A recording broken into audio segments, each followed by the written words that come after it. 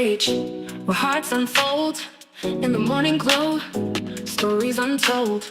Let's play with words, a masterpiece of art where dialogues bloom, igniting in every heart. Let's dive into the ocean of thoughts where waves of healing gently salt. Let's paint with words, a masterpiece of art where dialogues bloom, igniting every heart. Let's dive into the ocean of thoughts where waves of healing gently sought. Together we'll mend, stitch by stitch in the morning glow. Let's make the switch.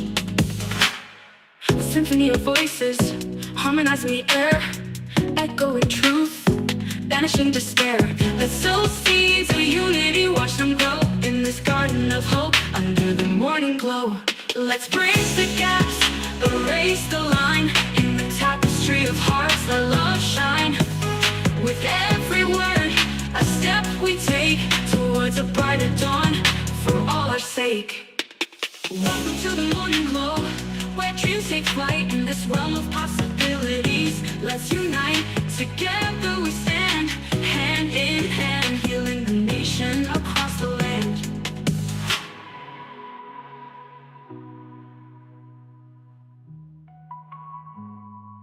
Let's dive into the ocean of thoughts where waves of healing gently sought. Together we'll mend, stitch by stitch in the morning glow. Let's make the switch. Let's dive into the ocean of thoughts where waves of healing gently sought. Together we'll mend, stitch by stitch in the morning glow. Let's make the switch. Let's symphony of voices, harmonizing the air, echoing true.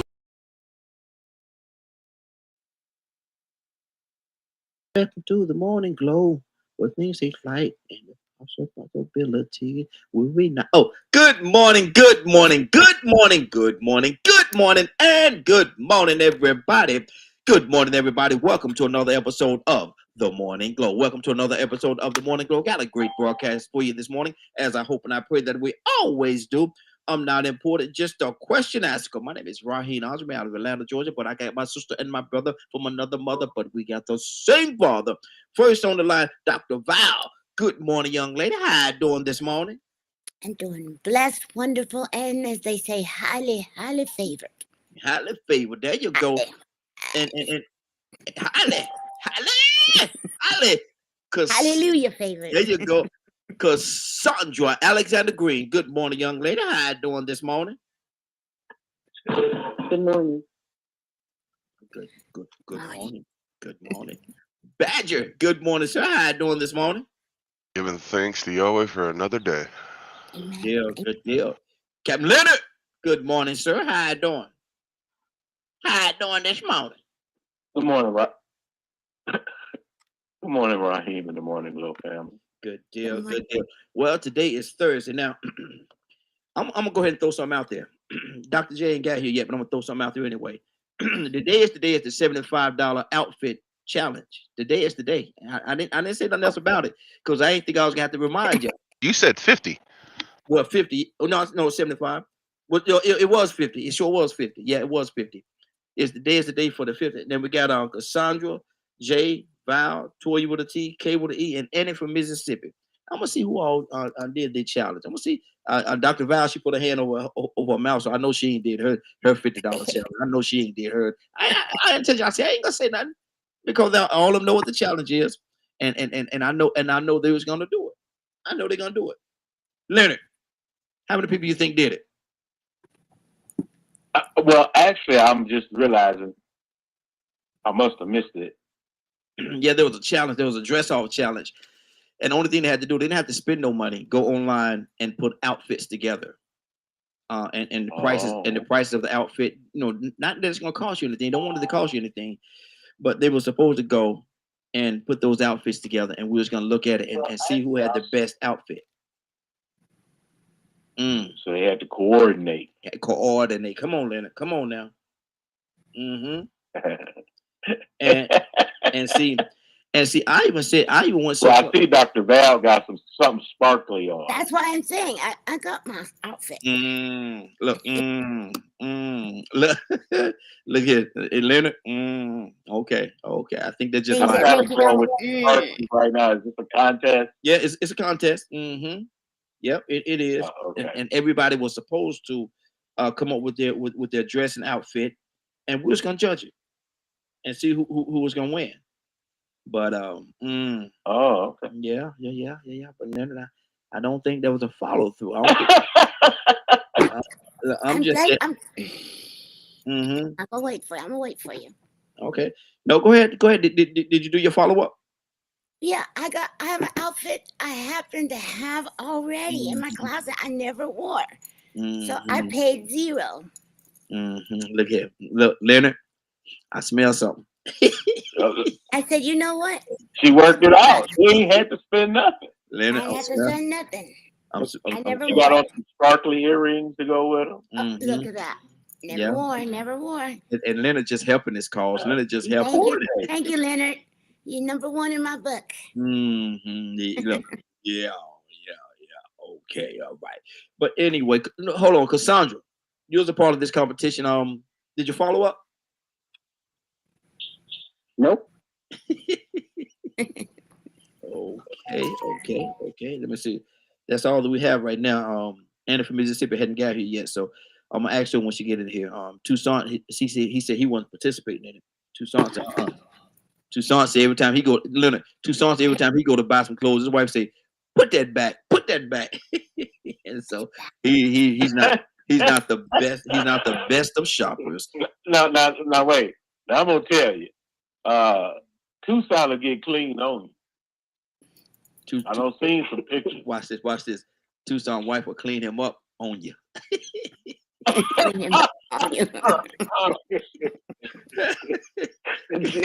Hey, look, especially should say, you better change them socks. I'm just saying. Where you going like that? Look, Badger said he was gonna judge it. Badger, he wasn't getting it either. But anyway, we might have to prolong it until next week. We might have to prolong it to next week just to give everybody just a little bit more time because they were not prepared. They were not properly prepared for this competition. I had Cassandra to win it all. You betting on Cassandra? Yep, tell what it is. Yep. Cassandra, you got to vote. You got to vote, Cassandra. You got to vote already now. You got to vote. How you feel about that? Oh, I'm excited, as you can tell. Yeah, I see you coming down. Calm down, Cassandra. Calm down. Now, Thank you, now, Cassandra, I'm gonna ask you a question, and I posed this question to my wife and my daughter, and at first they were saying what y'all probably gonna say is it was the same thing, but the more they talked about it, the more they saw that there is a difference. And the question is this: starting off with you, what is the difference? No. What is more dangerous, a person's mental or a person's physical state? What is more dangerous? Yes. What is more dangerous to that person and to the environment? Their mental or their or the let me see, what is make sure I get it, or their emotional state. Mental or emotional? Yes. Mental or emotional. I thought physical. Well, they tie together. That's the same thing they said until A lot of times, the more we talked about it, the more they saw that they there is a difference. They said the same thing initially. there is a difference, but they are definitely tied together. And because your emotional state a lot of times can give the hint about where you are mentally. So that's why I'm trying to think it through. And I think your mental state can be more dangerous because a lot of times people do what we call snap. And if that happens, or if a person goes into a psychotic state, there's no telling what they might do. Mm-hmm. So I mean, and with the emotional too, but I think your mental state is much more serious because people have. That's why I tie them together. Mm-hmm. You can use that somebody else because for me, just knowing, being a counselor, I see them tied in together in a way. Because if you get emotional enough, sometimes people have killed people on an emotion. Exactly. Exactly. They've been hurt and they lash out and they can do serious damage. But if a person is in a mental crisis, you're talking somebody that could do a lot of damage. A lot of damage. Exactly. So I'll let somebody else. And I'm gonna come back to you because the way we started off with my wife and my daughter, they were saying the same thing at different times. They were saying the same thing because I was in the car with my wife on our way to our daughter's house, and I asked my wife, and she went and dealt with this thing. She said, and the more she talked, because at first she said they're the same, they're linked together. You can't separate them, is what she said. But the more we talked about it, and the more she talked about it, she said, yeah, there is a difference, and this is what it is. And then when we got to our daughter's house, and asked my daughter the same question, and she said they're linked together. And my wife just looked at her. My wife just looked at her, right? And we just talked it out, and then she said, "Oh yeah, there is a difference. There's a huge difference." And I really think that there is a huge difference in those two. Tucson, what do you say to that, man? What is more dangerous, a person's mental health or their emotional health?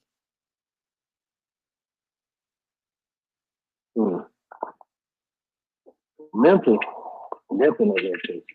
Why you say? To me, because we all got some emotion. We get emotional about some things. We cry, we laugh, we go hide in the corner. We don't come out. When you, and I don't know, it's kind of hard to distinguish the two because it's just my opinion that there's some people that get emotional different ways. Let me just say it like that. But I've had some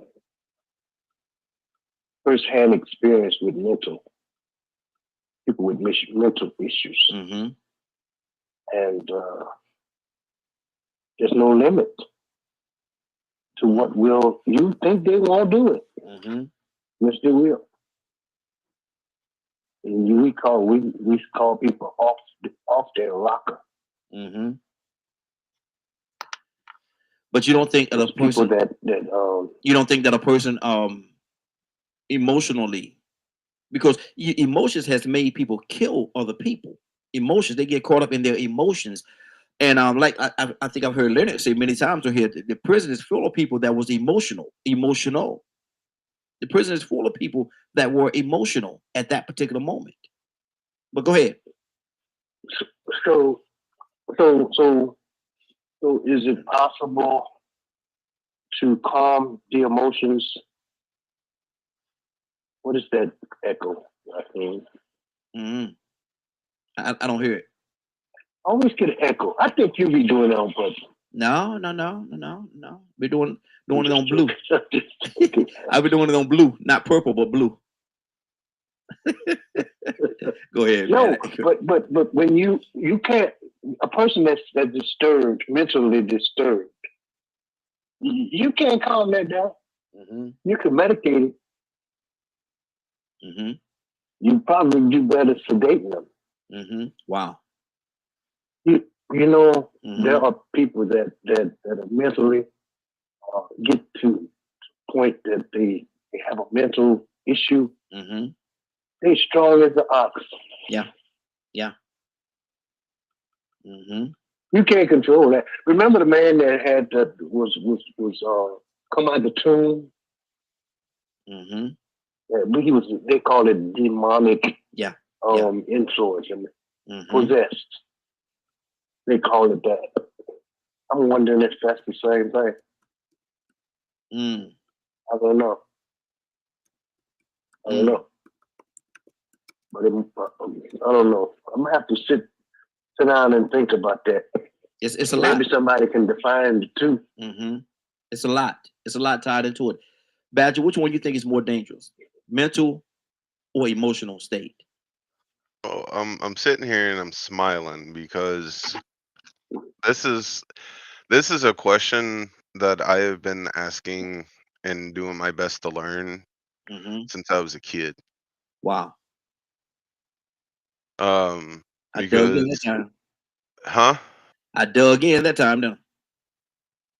Well, an emotional state, I'm gonna, read science, right? Mm-hmm. Refers to the feelings and moods experienced by an individual, such as depression, anxiety, stress, which is influenced by events, personal characteristics, or the environment. A mental state refers to intentions, beliefs, desires, and emotions. Mm-hmm. And oh boy. And these types of conversations I've had so many times over the last 30 years, because it's something I have had to research and dig into, because and learning what the difference between mental and emotional is. Because one of the things I learned through my interactions with people is most people, most humans are emotion driven. Mm-hmm. And it's why a lot of times when we get on certain topics and stuff, it affects their mental state. They can become aggressive, they can lash out and all kinds of stuff. Mm-hmm. And then there are those that have certain mental struggles or disabilities. There's so many terms nowadays, that per se aren't as much like that. Mm-hmm. So their mental state is very different than what you would consider normal, or what a person would consider normal based on society standards. Mm-hmm. So for me, it's the emotional state that's more dangerous, Wow. Okay. because the emotional state is plays such a large factor with the mental state, because folks don't like to be wrong. Folks don't like to hear something they don't like. Folks don't it, and so on and so on and so on. And I mean, there's been so many times on the show that can be an example of that. Folks that have a pretty decent mental state, certain things get touched on, and all of a sudden, it's emotional reactions, and Mm-hmm. their mental state changes. Mm. So to me, it's going to be very dependent on if an individual is emotion, if they are emotional first or logical first. Mm-hmm. Okay. Okay. 508-924-3521. 508-924-3521. Dr. Val, what do you say to that? Which one is more dangerous, a person's emotional or a person's mental state? Well, that's the difference of they both can be dangerous depending on which one is triggered at which a given time. They both can be dangerous. You can't say which one is more because one could be more dangerous than the other at a certain time. Self-care, if the person is on medication and off their medication, could be dangerous more than someone emotionally. A crime of passion could be dangerous in a moment, even though they may not be dangerous at another moment.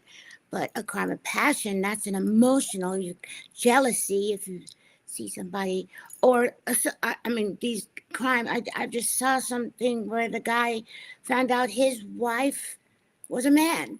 Well, he didn't have any emotional mental problems, but then when you find out your wife is a man, that can trigger instant emotion that Oh yeah. caused Oh him to yes. kill her. He killed her, Mm-hmm. him, and so that was an instant trigger. Mm-hmm. So it became dangerous. Whereas What you mean you a man? I know, I saw like, oh my God, I mean that's just, What you mean? and not only just killed her, butchered her, because that just just messed him up. Mm-hmm. And so Wow. I think of even situations where just the shock of a emotion, crime, they call them crimes of passion, where you shoot someone or stab like multiple, you going crazy stabbing them. That's emotion. That's not mental. Yeah. Yeah. So Wow. they both, it depends on what triggers them. And if Mm-hmm. someone's mentally issues, they have, like in Vietnam vets, when they came back, I remember, like I said, I dealt with that with military people. They got something could trigger them, PTSD, war PTSD, that they think they're still in that combative explosion, whatever, and it can cause them to just instantly go off, Mm-hmm.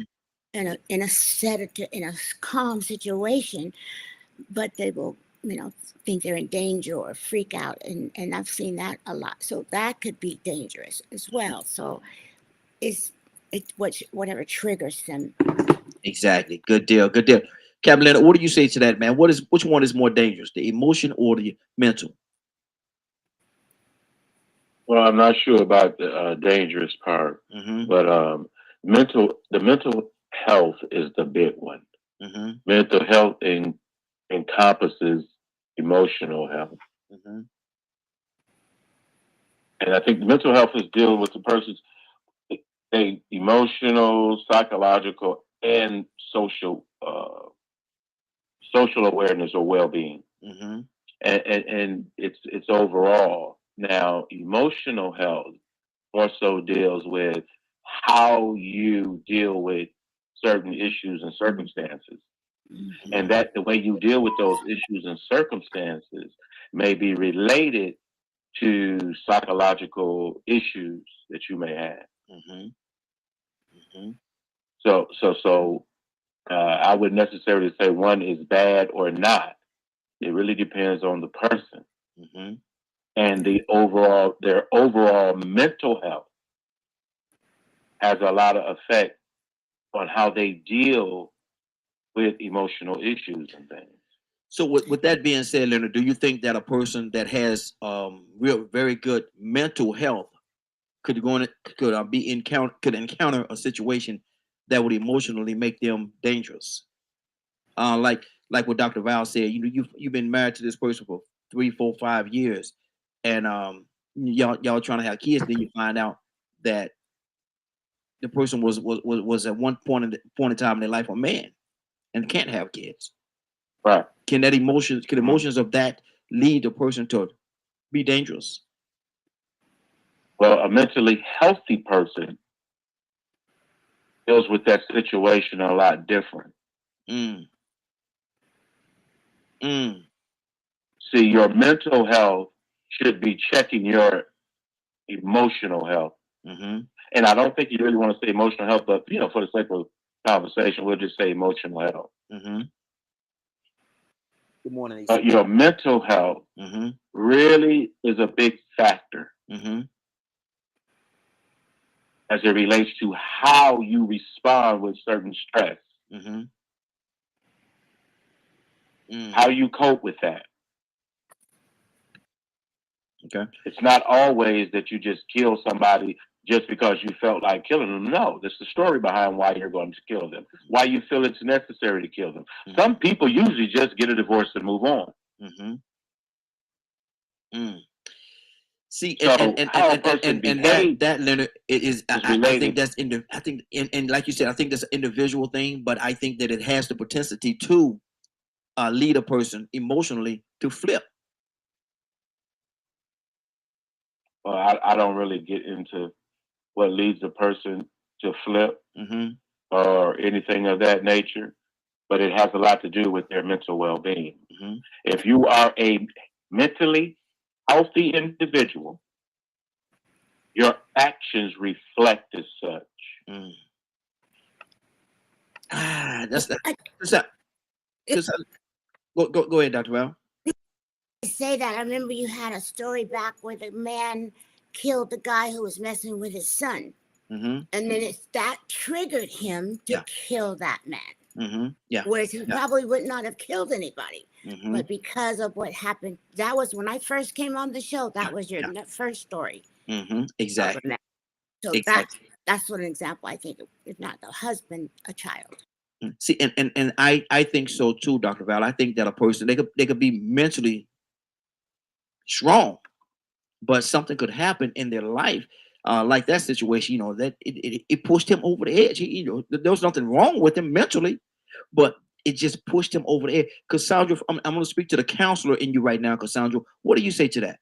Do you think that there is a possibility that a mentally strong person could be pushed over the edge by an emotional event?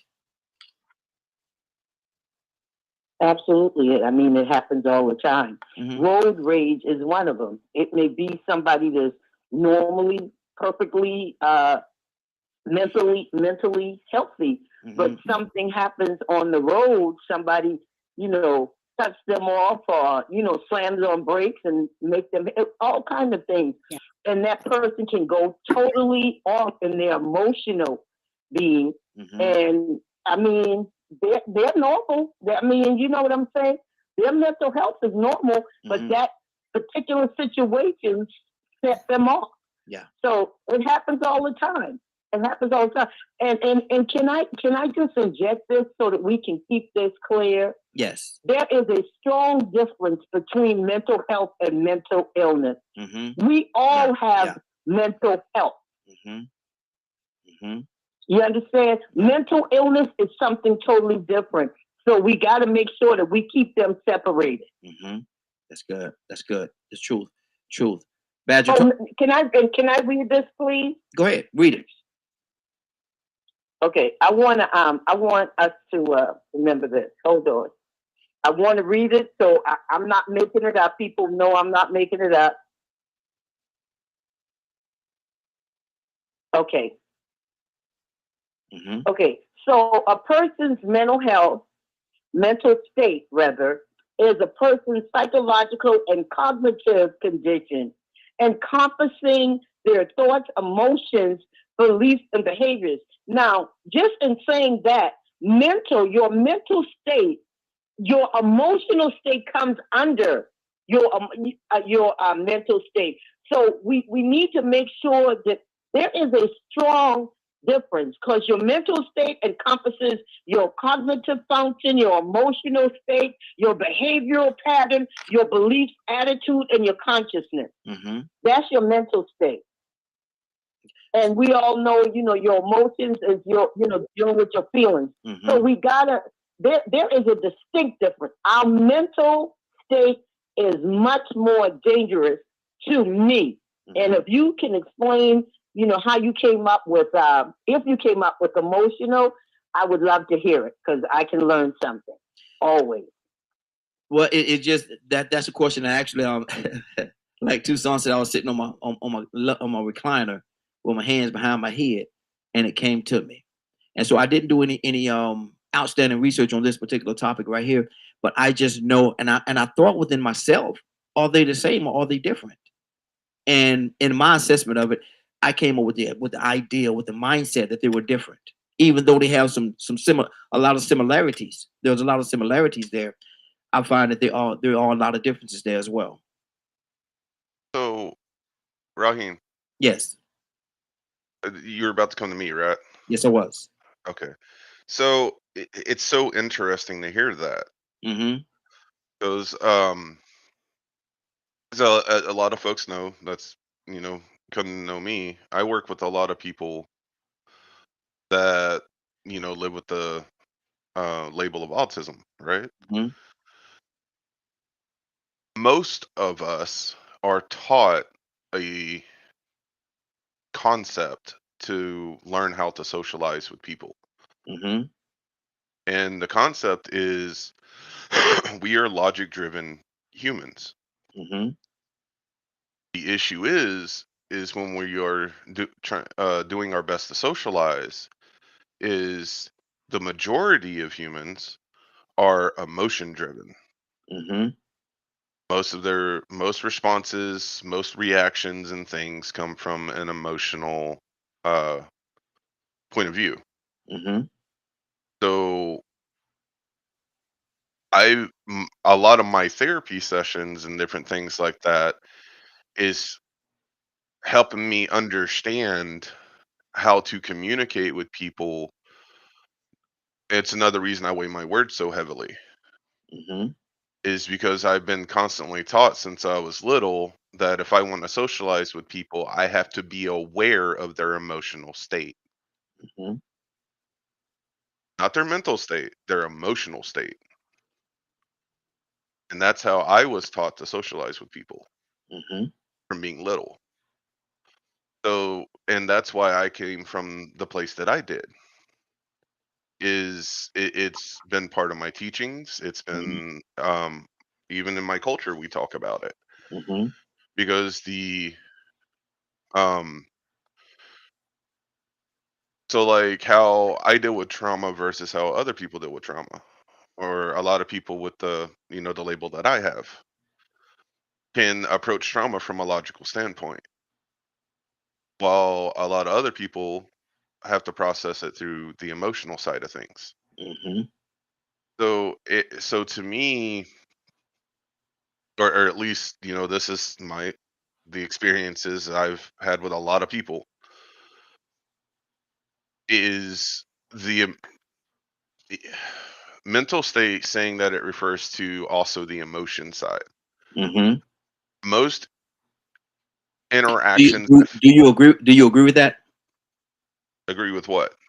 The mental deals also deal with the emotional side, or is there a separation? From my point of view, Yes. there's not really a separation for my thought process, Mm-hmm. because I've had to learn that even though the person that I'm talking, I mean, there's a couple of people that this does not fit, Mm-hmm. but the majority of people I have communicated with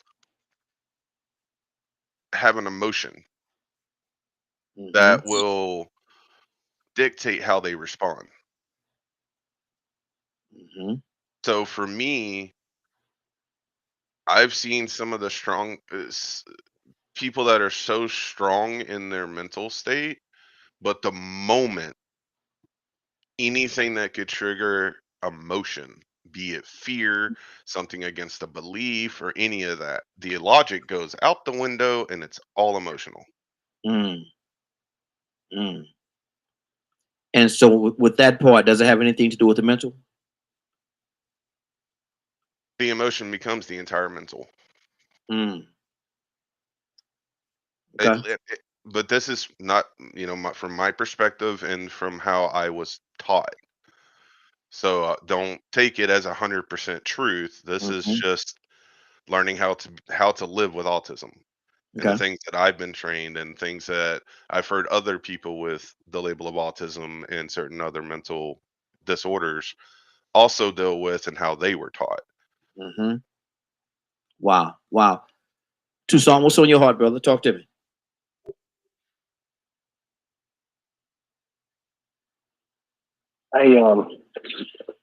We are here in this area yesterday, familiar. Can't really talk about it because everybody's familiar to me. Mm-hmm. Know them. You will have to just read it, and this is what I'm to you, right? Mm-hmm. I just sent it to you. Yeah, I see it. Mm-hmm. So, okay, so what causes a person to do unexpected the unimaginable. And when you suffer from mental illness, it pushes you beyond reasoning. Mm-hmm. You can get emotional about something. You know, there's a thin line, let's say, there's a thin line between love and hate. I may love you today and hate you tomorrow based on something that was done, a reaction. Mm-hmm. But it makes it, I'll go a little further. If it starts affecting me till I won't think rational no more, there's nothing you can possibly tell me to calm me down. You can't hold me down. You can't do nothing. I mean, it's extreme. It's extreme. I'm telling you, maybe I can talk about this. I hope. Maybe so. Maybe I can. Mm-hmm. I have to be careful with this because this is real personal. I had a brother that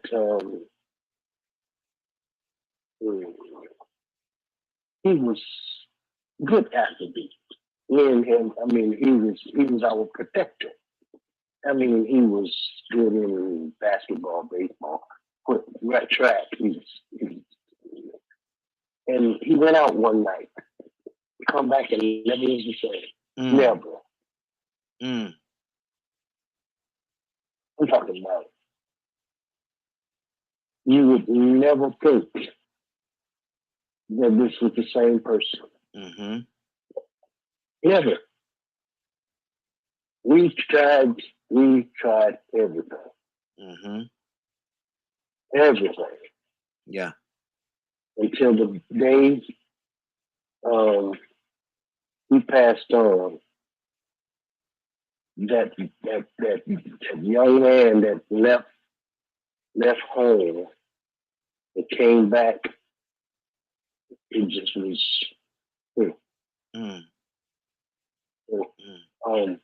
anyway, when we are, Cassandra mentioned road rage, that's an emotional reaction. Mm-hmm. All you gotta do is look forward, keep going. Settle. Mm-hmm. Emotions calm down. You never see that person again, and it is what it is. That joker almost ran me off the road. I shot him a finger, and he shot me a finger, and we just turned away. But you really mean to tell me y'all running each other off the road, and now y'all shooting at each other? Mm-hmm. Yep. Something has gone on mentally. Does that make any sense? Is that more mental or emotional? Because they could have been in a perfect place mentally before that happened. And when it happened, it triggered something emotionally that they feel, you don't do that to me. What's wrong with you? Cutting me off like that. And people get into that meism. But the trigger, Rahul, Mm-hmm. the trigger is when you don't stop Mm-hmm. and rationalize the situation and look and consider what you have to lose and gain. Mm-hmm. That's a mental problem. Mm-hmm. That's something else. It is. When you can't explain how did they get to that point. Mm-hmm. It's just me. Mm-hmm. I believe that crosses the line from mentally and emotionally. Mm-hmm. It's just me. I'm not psychiatrist, but I've seen some people. Mm-hmm. I had someone that they was a minister and they prayer warrior, we call them, and all of that. And I'm talking about fire baptized. And I went over there and we was going to go over there and you know how we are spiritual. We going to pray it out. Mm-hmm. And when I got there, they had the secular music on, and they was on the floor dancing, and they looked at me and they said, I want you to go and try that prayer now. Mm. And I looked at that sister, and I said, I see you over there dancing. I left that prayer alone. Yeah. Mm. For real.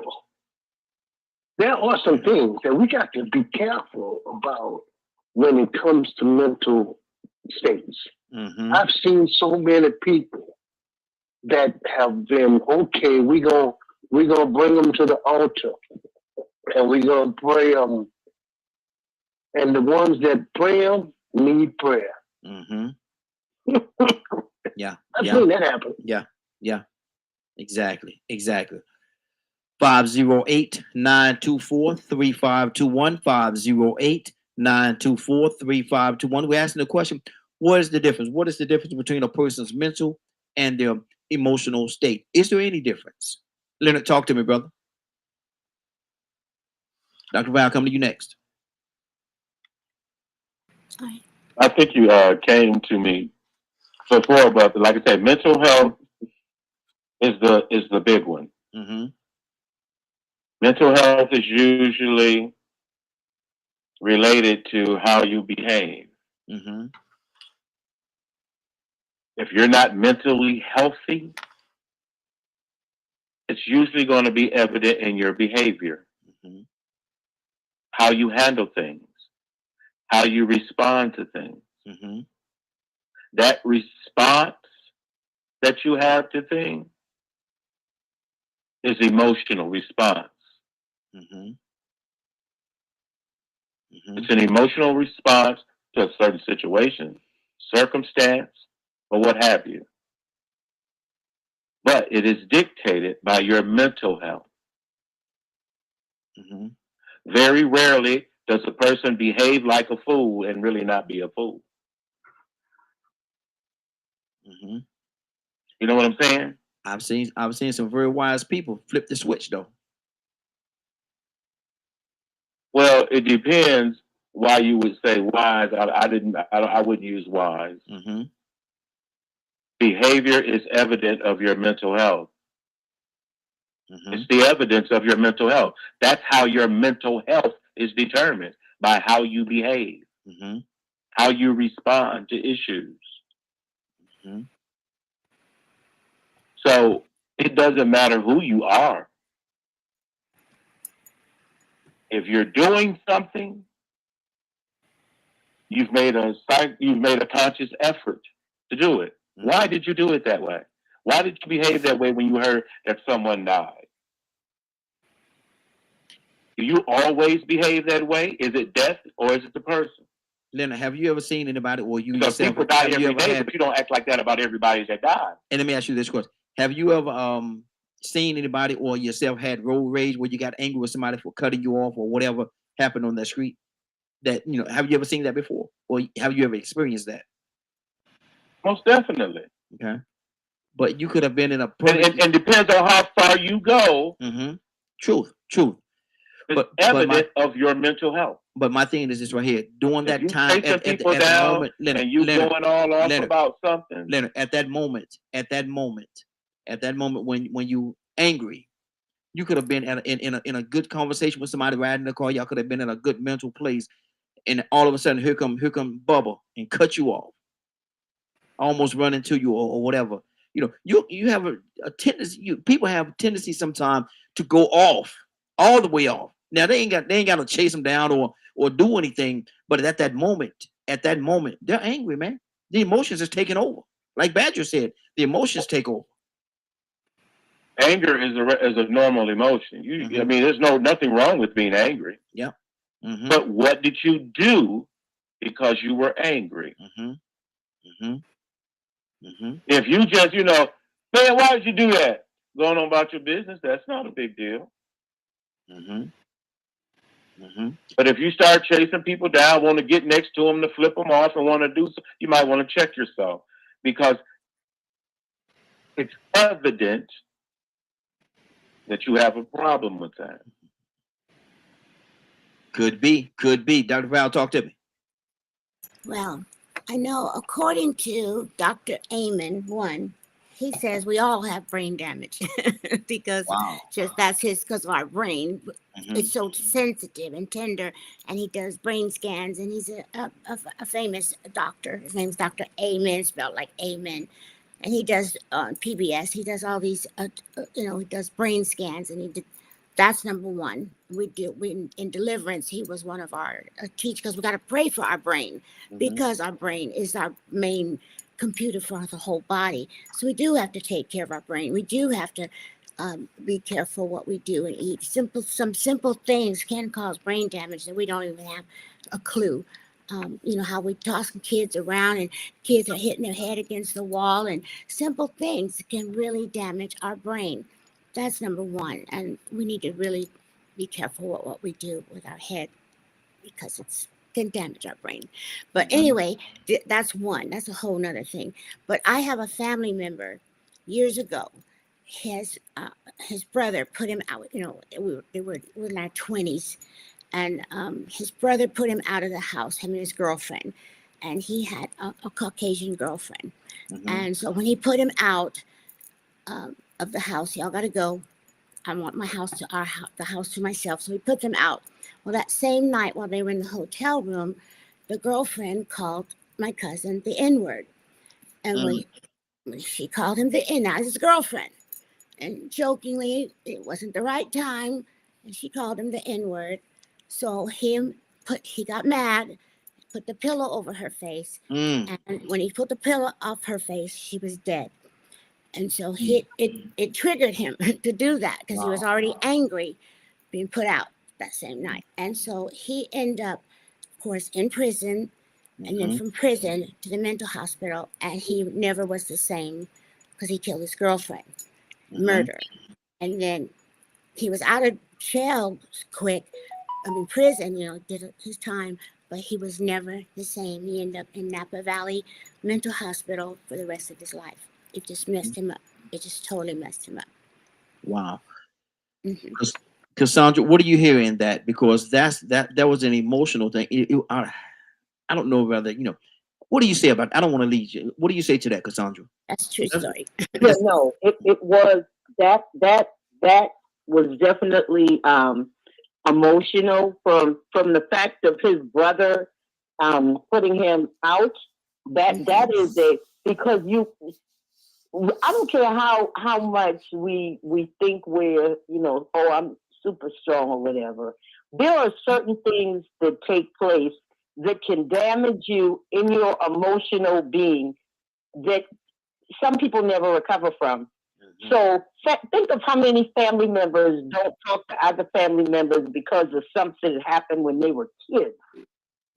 Literally, things that happened when they were kids. Yeah. So that is a deep emotional cut, whatever happened. So when you got somebody that he's been put out of the house, his brother's house, the brother who they probably grew up in the same house together, slept in the same room, all that.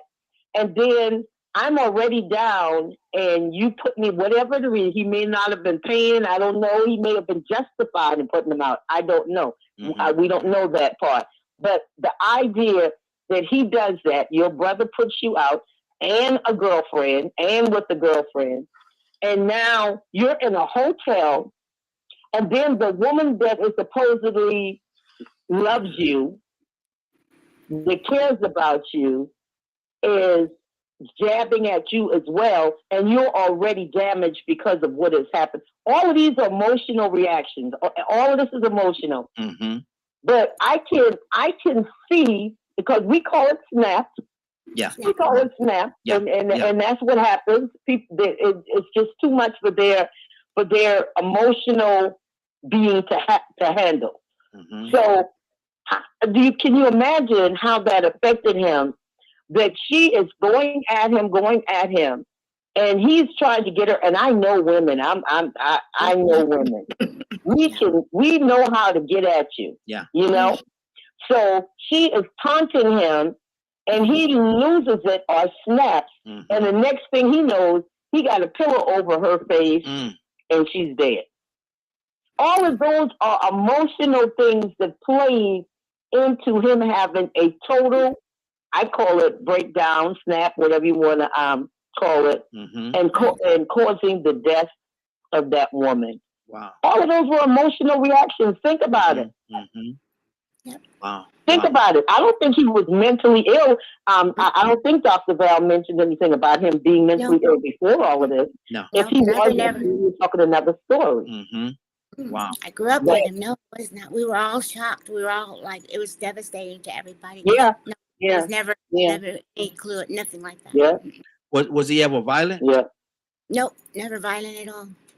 Wow. I never was Yeah. after that. It was mild.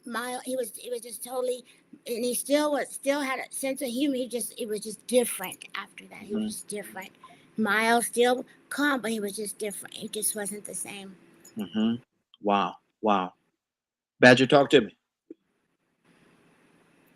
No, I mean, and like I agree with what Leonard's saying, and that's what I've been trying to get at. You know, a person, the mental health of a person, of being able to cognitively process, you know, a lot of the interactions and things plays a large vital role. And I feel that like a lot of it is, you know, that learning of being accountable. And because that takes cognitive practice. Mm-hmm. It's also understanding the emotional state, you know, of these things anger me, so I need to work on them. See, all that's good, Badger, but you know, a lot of times, man, in the moment, and see stuff like that happen in the moment. You know, all this stuff happened, and it was like it was a compilation of a lot of things that happened to build up to it. And then when he got to that breaking point, when she said what she said, it made him snap at that moment. All the other stuff is good, and all the other stuff you said definitely makes sense. But this is a instant boom, just like that moment where he lost a part of himself, man. And because Dr. Val said that, you know, he was never a violent person. He was never a violent person at all. And then when all this stuff built up on him, he found himself putting a pillow over somebody's face, over somebody's head, man, and holding that pillow until they cease to live. That's a momentary thing. This is going to sound really bad. Fair warning. Mm-hmm. None of that surprises me. Mm. I'm so familiar with people's. I've gotten so used to people reacting out of an emotional state that I just had to learn to acknowledge that most people don't have logical control over their emotions. Mm-hmm. And that's not me saying it as a horrible thing. It's just something that I came to just I learned to accept it. Mm-hmm. It used to drive me crazy because I just couldn't understand why so many people reacted the way that they did. Mm-hmm. You know, like when I mean, dude, let's talk about trans stuff. Mm-hmm. Think about just that topic and the emotions that it can bring out in people. But see, just in a snap of a finger. Mm-hmm. Mm-hmm. Okay. So it looking at it logically, I mean, this is my perspective, right? Looking at it logically, people will do that all the time. Some people have enough mental awareness and emotional awareness to go, all right, I am really angry right now. I need to take a breath. But if they don't learn those skills, I mean, I don't know what to tell you. None of that. I don't have those kinds of emotional reactions like that. Mm-hmm. Raheem. Yes. Badger. Can I just say something?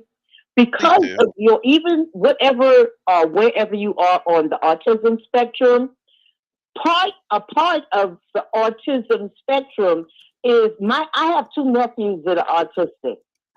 Their emotional responses to stuff is like non there, because they don't see things the way that we see things. Their brain does not process the way that other people process it, and that's okay. But you comparing the logical part of people to yourself is unfair to us. You know why? Because a part of who you are, being on the autism spectrum, you see things in a totally different way sometimes than other people, which is good. I love it. So the way that we would react emotionally to stuff, like my nephews, they came to my other nephew's homegoing funeral, right? Mm-hmm. And everybody was crying. Everybody was crying. I mean, we were done. And I looked at them, and neither one of them dropped a tear. It's almost like they were like, "What, y'all crying?" Mm-hmm. You get it? Mm-hmm. So it's a beautiful thing, because you don't have to experience some of the things, the emotions that we may experience, but you can't compare yourself because you are so special. And I'm saying that in a good way.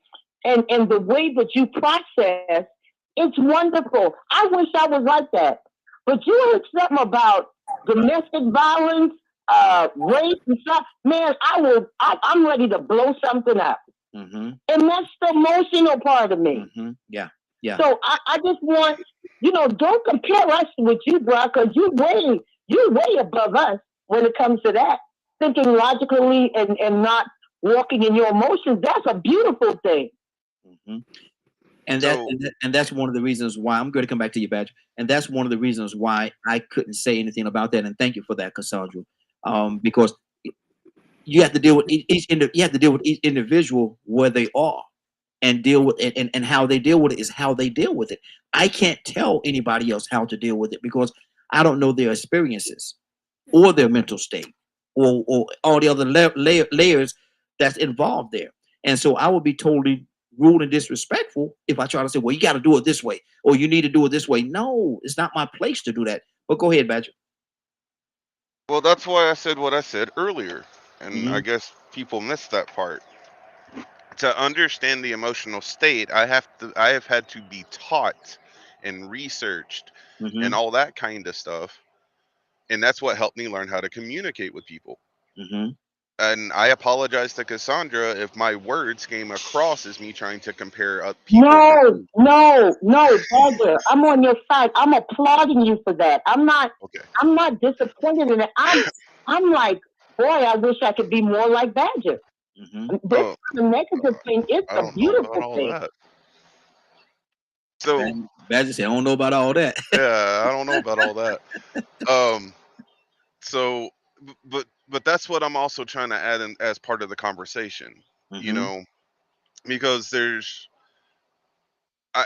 and why I said I've gotten so used to people having emotional reactions. Like a lot of people wouldn't react the way Cassandra does Mm-hmm. when she's seeing. Is it your nephews that you said? Yes. Not crying or stuff. Mm-hmm. I can't tell you the amount of abuse I've gotten because I didn't have an emotional reaction. Mm-hmm. So Yeah. that's why I'm saying, for me, hearing what I just heard through my experiences and my perspective, not trying to compare anybody, I'm just so used to seeing people behave like that. I don't understand it, but Mm-hmm. it also doesn't affect me like it does a lot of people, because a Mhm. lot of those experiences I've experienced. Mm. But as she said, some of us are born with certain things that allows us to handle things in certain ways. So we're just a part of a bigger puzzle that God gives all of us different tools. Mm-hmm. Mm-hmm. True. That's true. Toussaint, talk to me, brother. What are you hearing? Well, I would. You ever seen a situation where we have it on here all the time, Mm-hmm. where we be talking about a certain subject and somebody say, I feel like crying. Yeah. Yeah. and where I might laugh, Mm-hmm. it's an emotion. Mm-hmm. It's an emotion. Now, some people may think I'm off my rocker, and you might be true. That might be true. You might be right about that. But let's take for instance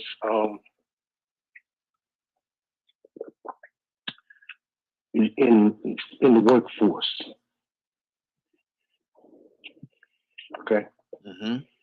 there are certain rules and regulations, and sometimes we get mad at an employee or a supervisor or something like that. Mm-hmm. And based on the disciplinary rules and regulations, you know how far to go. Yeah. Before they mark you as a disgruntled employee, Mm-hmm. right? Mm-hmm. But what happens when you break all the rules and now you got a gun at work? Mm. What happens when you know you have an institution for education and you have a student that they got guidance counselors, the principal and the vice president, the coach. You can go talk to your teacher and stuff like that, and you talk to them over and over and over again. And it seems like they tell you what you can do, but then instead of coming to school for class, you come and shoot the whole school up. Mm. Mm. Wow. That's a little bit more than you caught up in your emotions. Mm-hmm. You better believe it. Mm-hmm. Johnny, come here, Johnny. Leave me alone. Mm-hmm. I'm sorry. Lord, You better leave Johnny alone. when his voice changed, you better leave him alone. call the authorities right then. Johnny done flipped. You ever saw somebody that was always bullied, and before you know it, he beating the bully. Mm. Mm. And when he had enough, he caught up all in his emotions to the point that he didn't forgot all of that. Mm-hmm. It struck a nerve. Yeah. Yeah. So, and I'm kind of like a tangerine, And since we this is not the let's talk about Badger show, so don't get me wrong. I'm just using this for example. I don't think maybe I should, but I don't think things over. If I got something to say, I'm just saying it. Mm-hmm. If I got something to do, I'm just doing it. I ain't gonna do all of that. There's too much work for me. Mm-hmm. I've already thought some things over. I've already seen some things. I've lived and I've had some emotional issues with some certain things that has happened in my life, and it brought me to my mental state. Mm-hmm. And at a certain point, I say, calm down, go sit down somewhere, shut your mouth. Yeah. Yeah. Because it's not time for you to say or do anything. Because if you say and do anything, you're going to get yourself in trouble. Yeah. You're going to say the wrong thing. You're going to do the wrong thing. Mm-hmm. So what you need to do is, when I get to a certain point right here, and it upsets people that are in my life, they get mad at me. But when I get to the point that I'm fiery mad, you know what I do? I go sit down and I go to sleep. Mm-hmm. Wow. Wow. He was just fiery mad. And now you can't wake him up. Mm-hmm. That's the best thing for me. Yeah. That might seem crazy to some people. It eliminates It might seem crazy to me. It eliminates a but lot it of the other eliminates stuff. the problem. Yeah, Shoulder. exactly. That's good. Go ahead, brother. No, sometimes we react on our emotions. Mm-hmm. And if we react on our emotions, the rationalizing in our emotions, we cross the line of having our mental, because I think somebody said, we all got some mental problems. Mm-hmm. Raheem, you know you crazy as a wet dog. All the time. Twice on Sundays. But I'm just saying, we all can go there. Don't think that you got yourself, because here's the thing, Raheem. We check our blood pressure. We check our what else we check? Our vital signs and stuff like that. Mm-hmm. We go to the doctor and see if our this and that and everything else is okay. But if we say, well, I need to go and see how my mind is operating, immediately somebody say, well, I ain't going to no I don't need no psychiatrist. Mm-hmm. Maybe you do. Yep. You need somebody to talk to before you do the wrong thing. And in this society, I think more and more we need to have people in place, because if it keep going like we going, in not only depending on our government and the things like that, we need to. I need to go, Cassandra. I'm gonna call Leonard. I'm gonna call you. I'm gonna call y'all because I need somebody to talk to before I do something that I'm just saying. Exactly. 508-924-3521. 508-924-3521. Toya with a T. Good morning, young lady. How you doing this morning?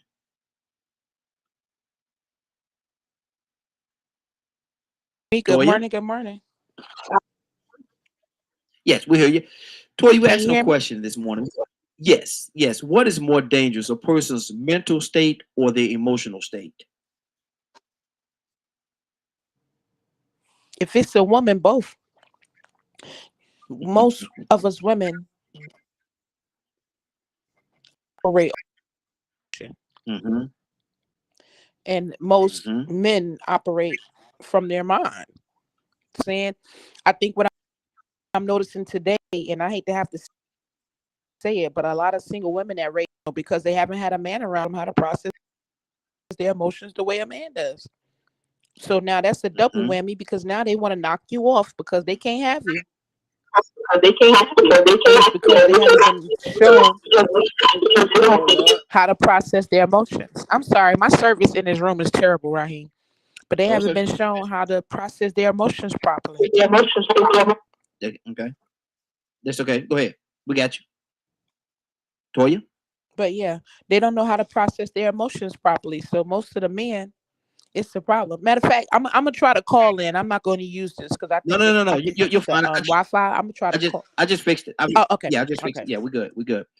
And you were saying. Okay, but yeah, no.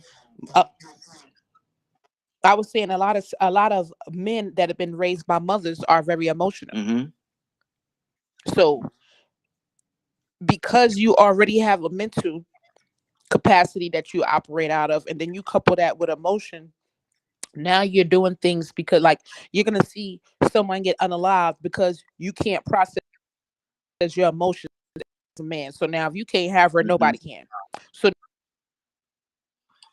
having a hard adjusting was getting your way. But now your operas where women, okay, we both operate from our mental state, but we're still more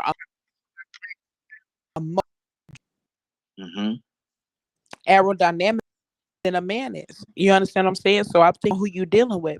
But I feel like your mental is connected to your emotions. So if you don't have a strong mental capacity, you're not going to have a strong emotional capacity. So if you come with an individual that has both low level capacities from mental and emotional, you better look out. You better look out, honey. That's going to be like a toddler that can't get a toy. Yeah. You finna have a problem. Wow. And some of these people could be, and some of these people could be super grown in age. Yeah, like 72. Mm-hmm. I'm just playing. That was a little, But no, that was a little, it's facts. It's that was a little gut punch, but okay, we're not gonna. Okay. No, but no, but that's facts because y'all remember it was like these people was like in an old folks home. Well, let me not say that old folks home, a senior citizen home, Mm-hmm. and they were up in the age, and the guy unalived the girlfriend. Yeah. It was a few years Mm-hmm. ago, but they were very up in the age that you would think age over 55, you really see life for what it is, and you start to ignore some things aren't worth it. But again, it doesn't matter how old you are, if you're not taught to have a strong mental capacity with an emotional balance, yo, it's like a crime of passion. Yeah. Yeah. Yeah. You have to be mentally strong and you have Mm-hmm. to be emotionally stable to accept the fact that somebody cheats on you, because you may feel like you want to do it because you hurt to the core. I mean, rip my heart out. Mm-hmm. But if you have a strong, healthy balance, especially in this everybody wins society, everybody don't win. Yeah. So now you done won for 12 years. And the first time you don't get your way, you finna go off like a rocket and want to go pew pew the whole school up because the girl didn't like you. You have to have a strong mental and emotional balance, regardless. Mm-hmm. Wow. They are 508-924-3521. We're asking the question: what is more dangerous, a person's mental or their emotional state? Shanavia, good morning, young lady. How you doing this morning? Hey, good morning. It's good to be back. How y'all doing? Hey. I'm okay. Hey, good to have you back. Oh Lord. Hey, Miss Cassandra. Oh Lord. Miss you more. Oh Lord. But Shanavia, I want to ask you this question, and you being who you are, what is more dangerous, a person's emotional or a person's a mental state?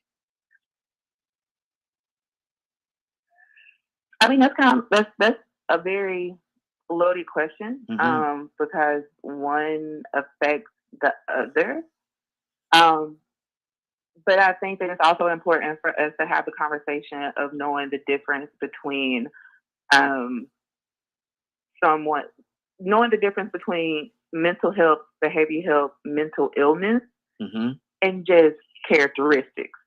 And so some of the things that we talk about, I think that we're describing characteristics of a person, such as, just kind of piggybacking off of what Toya just explained about a male that was raised by their mom, where their characteristics may be more in tune with their feminine side, but we also have to take into consideration PI, which is a person and environment. I'm going to whatever I'm surrounded by, whatever environment I'm engulfed with, I'm going to have some characteristics of that environment.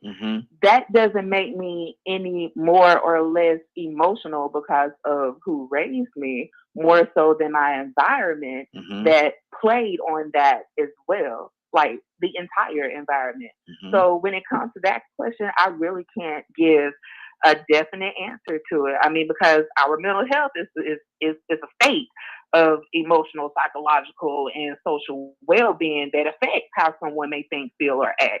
Whereas your behavioral health is interlinked with your, it's a subcategory of your mental health, but it's how you function every day versus someone's mental illness, which is completely, I won't say completely different from the two, but your mental illness is what's diagnosable.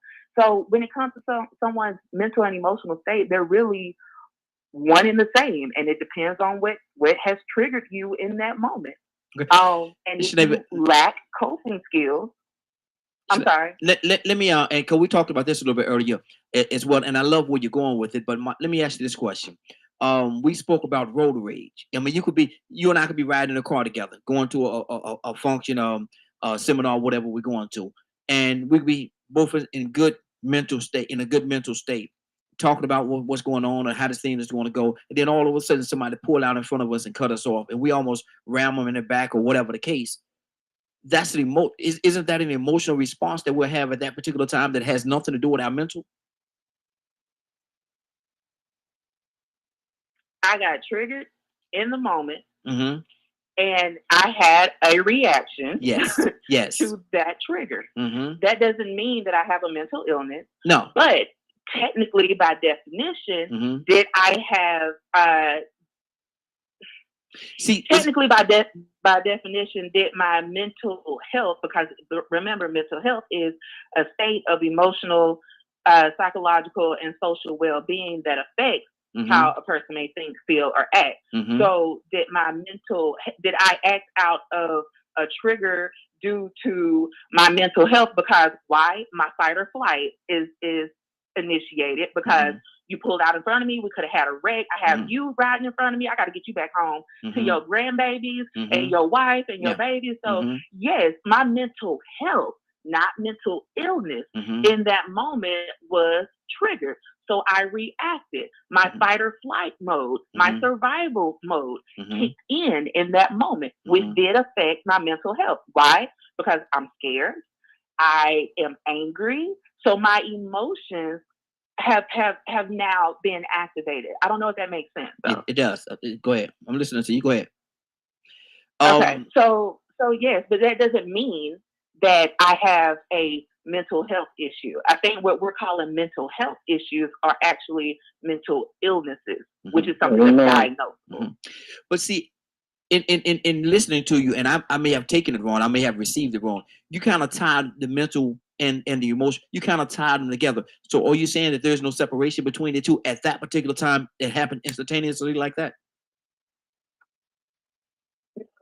I mean, they are one in the same. Your emotions are going to affect your mental health. Is like mental health is an umbrella, right? And if we were to have raindrops coming from that, or like a sub umbrella up under that, that's where your emotions are going to be. Your emotions are going to affect your mental health, but they're one and the same because again, we're looking at the state of emotional, physiological, and social well-being that affects how one thinks, feels, or acts. Whereas your behavior health is interlinked. So what triggered me is going to also trigger an emotion, which is going to trigger a behavior. However, mental health and behavior health is different from a mental illness. But I think because we group everything together, there's really no separation between the three. The first two, your mental health and your behavior health, they affect one another. But not everybody that has that reacts that way from road rage or just honestly being human in that moment of being fearful, being anxious, being scared because our lives could have been taken, and this was something that all of a sudden it caught me off guard. You're allowed to have emotions. Yeah. And yes, that is going to affect how I think, feel, and act in that moment. But that doesn't mean that I have a mental illness. Okay. There's other things that have to come into play in order for you to be like, you know what? You may have a little something extra going on there, you know? Yeah, exactly. I just think we use them interchangeably. That's it. That's I just think we use them all interchangeably. Absolutely. So when we separate them like that, it kind of, I don't know, maybe it sounds like I'm talking in circles, but they're separate things, but still play off of one another. Exactly. Okay, good deal. Leonard, talk to me, brother. You know, I pretty much before it was like Miss Navy said. I mean, that's really, I mean, verbatim almost is what I was mentioned previously. That mental health is the umbrella that includes those things that may affect how you behave. So, and if you are a person whose behavior, if you get a certain list of behaviors, they're going to fit a particular diagnosis, which would then be considered maybe a mental health issue, like a mental health disorder, a mental disorder of some type. That can be characterized because, you know, they got the big, nice little book, DSM tell you all those things. If a person has these responses consistently to certain types of things, then they're probably this. They'll be diagnosed this way. Mm-hmm. But I think, your question is big, is begging. I think you begging. Baggy? Yeah, what I call begging. I don't know if You want it to be something else. You want it to be something else. You got an ulterior motive. No, actually, truth of the matter, I don't. I just want to bring some clarity to the conversation itself, and because there's a lot of people that don't know the differences and how they play or how they play off of each other, and so instead of not understanding, let's have the dialogue and let's talk about it. And we have the experts on here, man. Shanavia and Cassandra, right. and Cassandra, that's their area of expertise, and so they bring so much to the conversation, and that's why I lean on them a little bit more to give the clarity, because a lot of us are giving, a lot of us are giving our opinions as to what we think, but they're coming from more from a professional standpoint. But what do you find hilarious? Well, hilarious is when something happens in the news, goes to a person, and they'll say about an event that happened, and it'll be, let's say, the neighbors. And somehow he kills his wife, and they'll interview the neighbors. Mm-hmm. Well, he seemed like a perfectly well-mannered person, and Bob, you didn't see it, mm-hmm. You didn't notice it. Mm-hmm. The person was not well adjusted. Else they wouldn't have done what they did. Mm-hmm. There's something there in that psychology that led to that person murdering them. Mm. It's not like I'm sitting here and I'm thirsty. I want a cup of coffee, so I go get some coffee. It's not like that. You don't just happen to murder someone and there's no evidence of that. It's just that no one probably noticed it. But if the person living with them probably notices, like with domestic violence. Are we reaching? Leonard, are we reaching for straws and thinking that though? Are we reaching for straws? Yeah, that's what I meant by begging. Mm-hmm. No, about what you just said. About what you just said about it being there. If a man, and I'm just gonna use it this way, or a woman, however y'all use it interchangeably, how y'all want to. But if a person is in a relationship, married with and they coming home with some flowers and roses and gifts for their loved one to surprise them, and they walk in the door, and they're in a perfectly good, they think they're happy, they think everything is good, there's nothing going on in their mind, but they walk into that house and realize that, hold on, them ain't my pants. They walk through the house and walk toward the bedroom and realize there's some activities going on that don't include them. People have they call it crimes of passion. They react at that particular time. There's nothing going on in their mind. They think everything is fine. I'm going to surprise my loved one with these gifts and these roses that I bought for them. They're gonna love it so much. And then they walk into the house and something different is going on. There was nothing there. It's so funny. There was nothing there. Yeah. A little offshoot. Crimes of passion was created, in my opinion, for certain people to get away with murder. Mm-hmm. Mm-hmm. So you might want to ask somebody else about that whole crimes of passion thing. I don't believe in you're a great guy one day and then the next day you're a serial killer. Mm. Wow.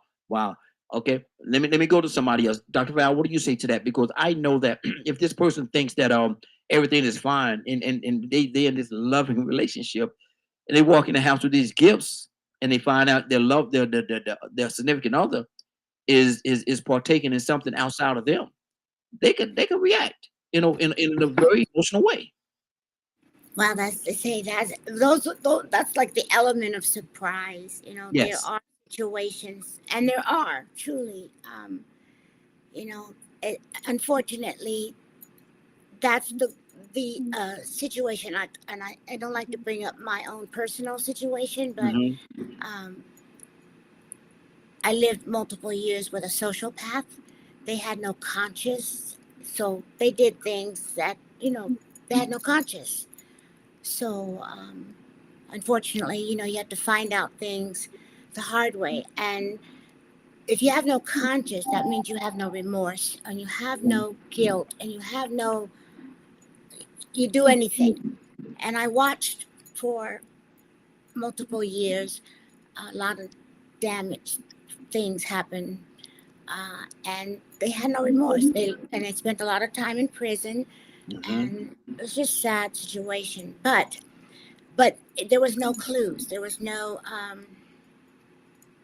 anything. And so just to say, there are people out there that are very good at what they do, and they're very conniving and element of surprise. But I know myself personally, I had a situation where I loved someone so much, and I never had a murderous thought in my mind. But there came a time where I got so jealous. I said, oh my God, I see how someone can kill someone. And that scared me.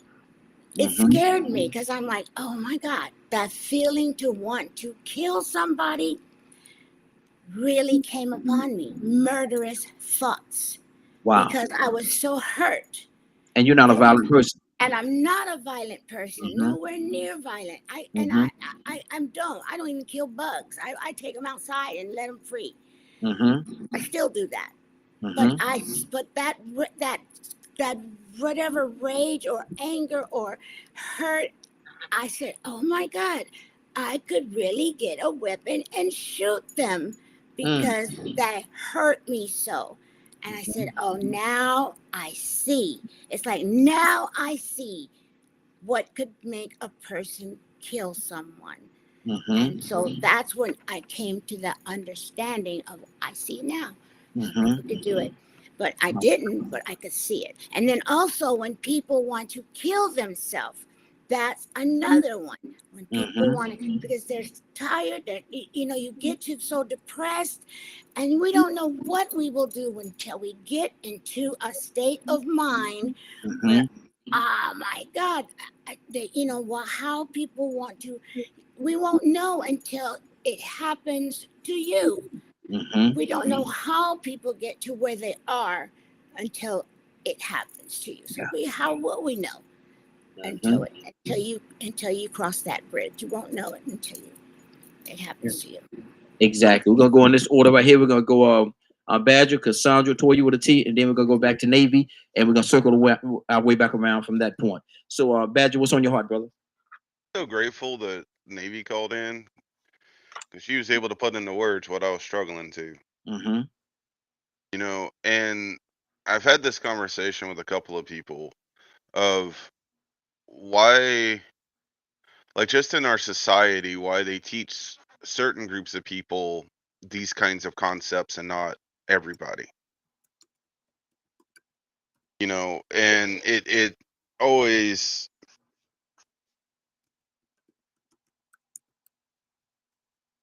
kind of like made me look at things in a very different light, because it was so extraordinary, the difference in what I guess I could say teachings. And I'm not just talking about cultural, so I'm leaving my native out to the side.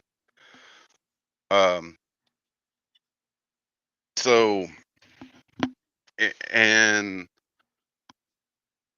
it's such it was so enlightening to me, because like I mentioned earlier, there are so many people that deal with things similar to what I do, that we're taught how to acknowledge other people's emotions. We're taught how to pick up on things, how to read on things.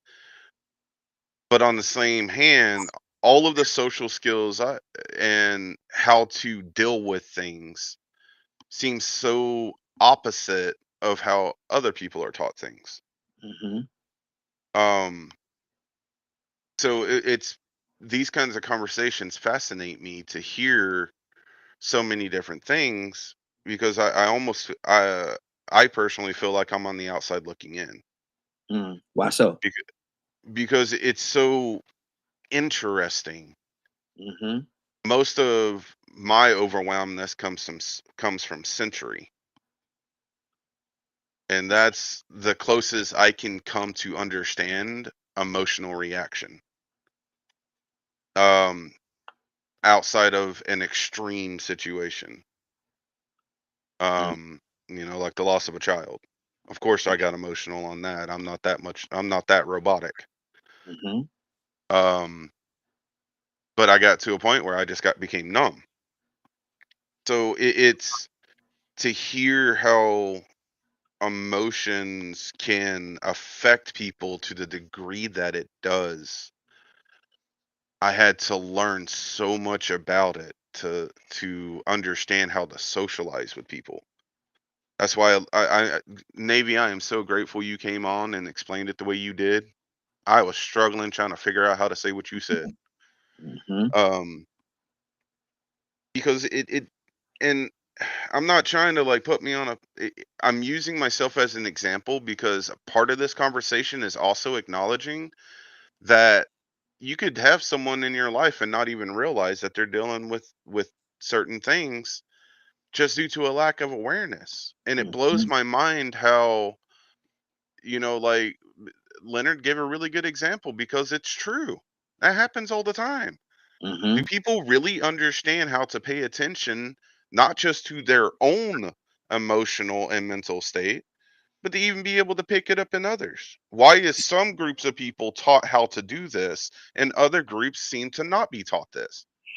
You know what's more amazing is I think that a lot of people in that instance when they're having that moment, they don't care. They don't care. They just don't care about what a person think or who the other person is. They don't have a care about that at all. Only thing they want to do is to get their get back. You So, did that to me. You treated me in this way, and like I said earlier, that meism kicks in, man. And if we could get away from that meism, I think we'll be able to handle situations better. question Mm-hmm. with what you just said. Mm-hmm. If Navy, I'm I'm pretty sure Navy knows what ABA therapy is. So she hopefully can go into better detail than I can. Mm-hmm. I've actually I think I was talking to Leonard. I'm not sure, and even to my own therapist and stuff like that. Why don't everyone go through ABA therapy? Everybody. A lot of people think they don't need therapy at all, and they really fight So against it. A lot of people just don't think they need therapy. because if we teach people, and I even had an issue with what Toya said. Mm-hmm. A man that's raised by a woman. Mm-hmm. That there is so many factors and things. I'd rather a man be raised as a woman and be slightly more feminine than them being raised to be a toxic male that thinks people are property, I think that she end said. up that end up becoming men I like think she said. Elon Musk and Trump. I think she said being raised. I think she said a man being raised to be a woman. Raised. I think she said being raised by a Raised woman. as, yes, that's what I meant. Yeah. I'm Yeah. sorry. Yeah. Mm-hmm. Um, I'd rather deal with that than deal with the current male that is our president Mm-hmm. that was raised the way he was. Okay. So, and he was raised by a man. So there are so many situations, so many factors, so many um Elements. yeah. Mm-hmm. Mm-hmm. Good deal. Good deal. Let's keep this thing going. Cassandra, talk to me, Cassandra. There's a lot on the table right now. Talk to me about it. Yeah, there is. First, y'all know I'm very transparent, and I think I talked about this a few weeks ago when I was married and I had an abusive husband that would beat me regularly, and I would have black eye, busted lip, I mean bruised all up, and I would have to go to work, and I hated makeup, and people knew something was wrong because I'd come in with makeup on my face. And one night I just decided, I laid in my bed and I said, I'm going to go get a gun and I'm going to go to his job and I'm going to kill him when he walks out of his job. I meant that with all my heart. Mm-hmm. And I went and I got a gun. I was able to purchase a gun. And I went to his job and sat in the parking lot. Mm. Now, all of these are emotional things going down in this building. See, that's what I'm saying. Sometimes things build. It's not an all-out strike, but it's a plan. It's like I gotta plan this out because, you know, if I don't kill him, he'll probably end up killing me. Mm-hmm. So I went through all of this planning and in my emotions, and I cannot take one more beating. I just can't. I just cannot take one more beating. Mm-hmm. And I'm sitting in the parking lot. I'm waiting for him to get off work. So I'm near his car, but I don't think he could see me. So when I'm sitting in the car, the Spirit of God, and I wasn't like no super saved person, but I knew that there was a presence that filled that car, and it was like, what are you doing? Mm-hmm. Mm-hmm. What are you doing? Yeah. You have children. What are you doing? They will not have you in their life anymore. And I'm rationalizing something that was irrational, saying, you know, I just can't take another beating. I will not take another beating. And I mean, when I tell you, as the Spirit of God began to deal with me, I just began to weep uncontrollably. And then after I was screaming and crying in my car, it was like, turn on your car and go home. Mm-hmm. Mm-hmm. Yeah. Yeah. And that's what I did. Now, all of that, I said all of that to say this. These things, I wasn't mentally ill. These things were emotionally triggered, and it built and built till I got to the point where I was willing to kill someone. Mm-hmm. Mm-hmm. Because of the pain that I was feeling. Yeah, exactly. And that's why I say there is a difference. There definitely is a difference, because that was an emotional thing. Mentally, I don't know as much, but I know it was definitely your emotions had kicked in. They really kicked in, and at that particular time, you had a mission. You had placed a mission before yourself. Toy, you want to talk to me? Navy coming to you next. Then, whoa! Yeah, well, again, it's like I said, it's if you cannot be violent, Mm-hmm. but if you catch somebody touching your kid, I bet you're gonna get violent. Mm-hmm. Mm-hmm. Bet you that. Oh yeah. It's very fair emotions from wanting to do harm to that person. If somebody come in your house and you there and they trying to hurt your family, I bet you gonna learn how to get violent. You could be not violent all that time you wanted to. But if somebody coming in your house, busting down the door, trying to do something to your family, I bet you're gonna get violent. Mm-hmm. It has a lot to do with the mental capacity and emotional stage, but that still has to be trained. As a kid, we come out angry. We come out snatching stuff because we don't know how to process it, born in the sin. So a child might come out all fussy, and if they can't have their way, they go to wailing and swinging and hitting and all kind of stuff. And you have to train them, hey, when I take that from you, no, you don't get it. When I say no, you're not going to be able to get everything. You understand what I'm saying? There's a training that goes on with that mental and emotional level. You understand what I'm saying? I'm not trying to take anything away from any credentials, but my thing is this. We study psychology, but you're listening to someone who hasn't experienced it. Mm-hmm. So it's a piece of paper that determines the fact that they're a professional or not. But at the end of the day, when you understand how people operate, what difference do it make about a piece of paper that wants you to believe in the professional versus the person who doesn't have a piece of paper? You understand what I'm saying? It's a process of how you are raised, how you are trained to deal with things. Because as a child, that's what you do. You teach us how not to get upset when we can't have our way, how not to get upset if the girl or boy don't want us, how not to get upset if someone hit us, tell the teacher, do this or do that. And oftentimes some of us are hit them back. Mm-hmm. Don't just let somebody hit on you. There are things, and I'm going to take it all the way back because I said this yesterday. Man's word is cool, but God's word is higher. And there's a reason why he told us do not commit one of them 10 commandments, man. Because when you break one of them 10 commandments, you're gonna get emotional. And so I don't care who you are. You're gonna get emotional when someone causes a crime against you, especially if it has something to do with one of those 10 commandments: lying, cheating, stealing, bearing false witness. You understand what I'm saying? So even though we found a way to put it in a professional form, even when it comes to psychology, that's still a part of a system. That's still a part of their system that they're sitting up here trying to tell us, oh, well, you move like this and you move like that. Nah, man, some people out here actually doing stuff they ain't got no business doing against somebody because they playing somebody. And I don't walk around, oh yeah, you know, I'm violent. I'm from Brooklyn. I'm born to fight. But David was minding his own business, playing with the sheeps. Moses was minding his own business, doing his thing, and he could not take how that centurion was treating somebody else. And because it sparked up something in him, he wound up unaliving that dude. David didn't want to, but listen, you come over here threatening my family, talking about what you're going to take, I will knock you down and chop your head off. So at the end of the day, I don't think it's about any kind of, a professional diagnosis. You're a human. It's not about a professional diagnosis.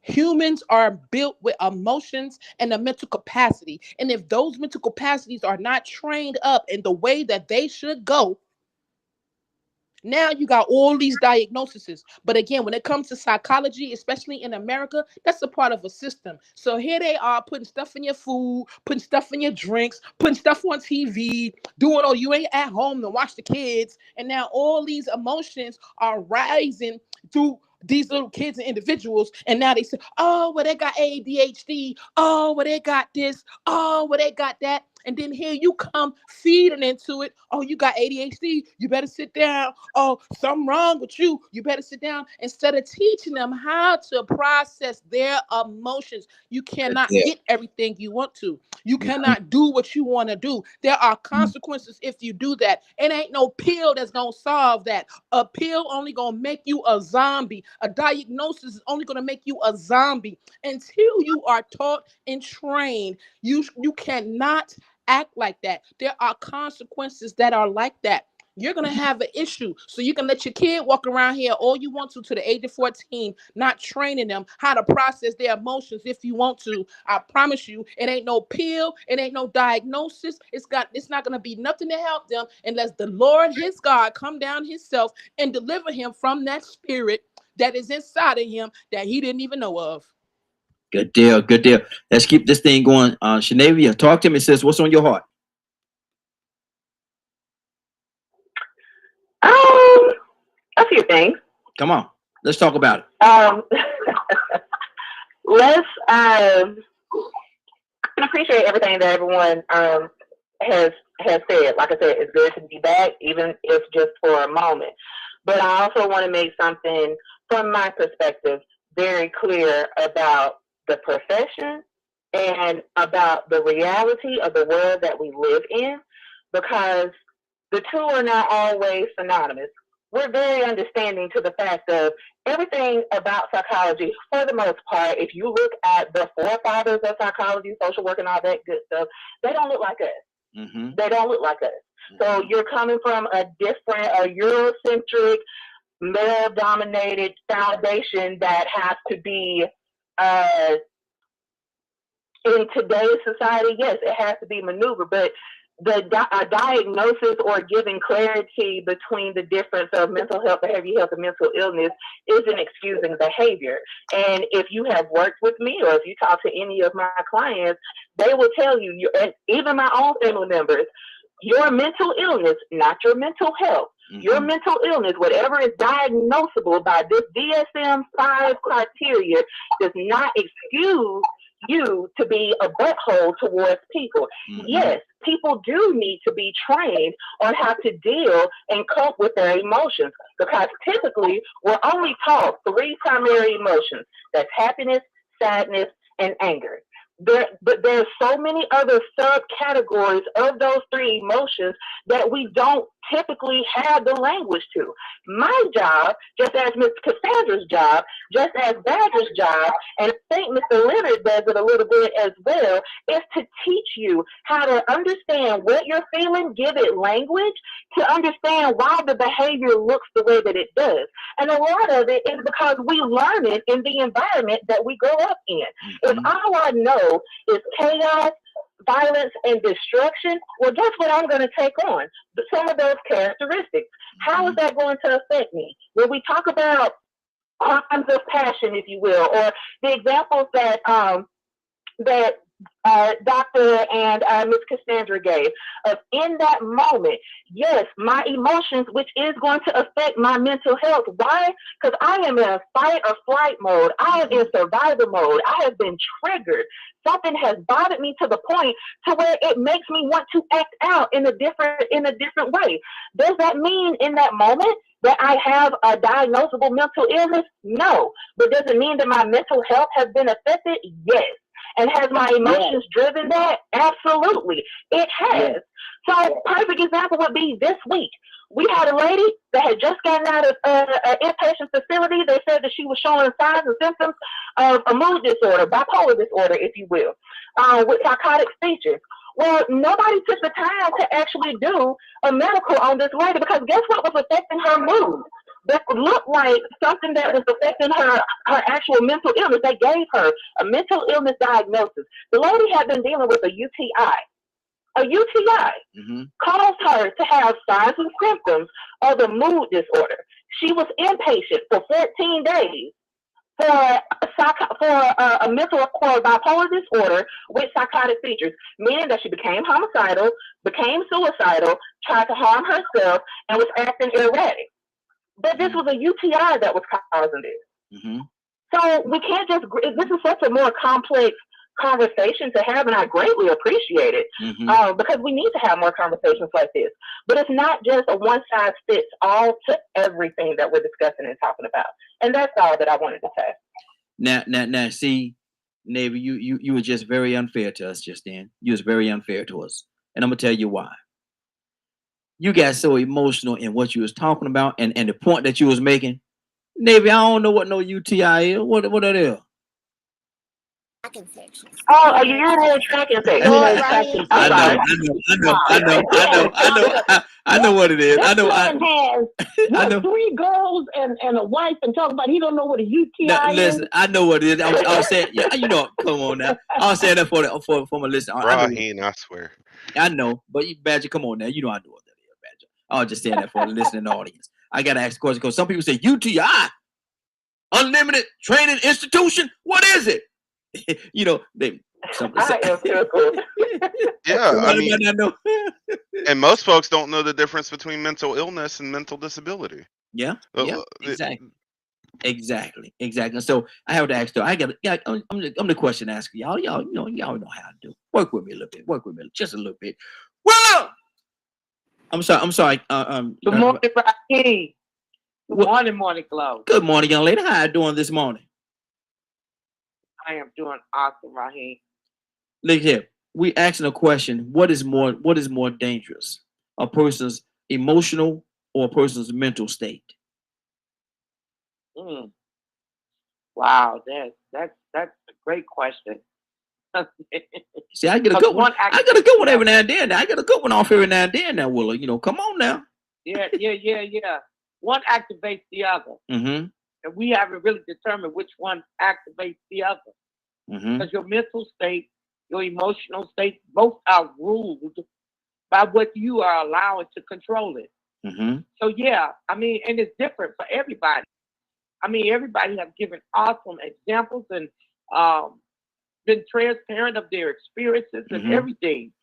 Because the quiet person who you thought was so quiet, if they have been touched painfully by an emotional tragedy or circumstance in their life, you wouldn't have never believed that they were able to do what they did. And then people would say that, oh, now they're mental. No, none of that none of that is a diagnosis for either one of them.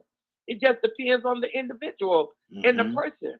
You know, now as I have grown and matured, I have allowed myself to control certain things. I'm still in the process. I'm still working. Yeah. But so far, I'm doing pretty good on how I handle anxiety, how I handle tragedy, how I handle death, how I handle so many other things. But it's how you deal with how you grow. That's why the Bible says that it's so important that be ye transformed by the renewing of your mind, and then your emotion, how you are aligned. And watch this, because the Bible says that a house that divided does not stand.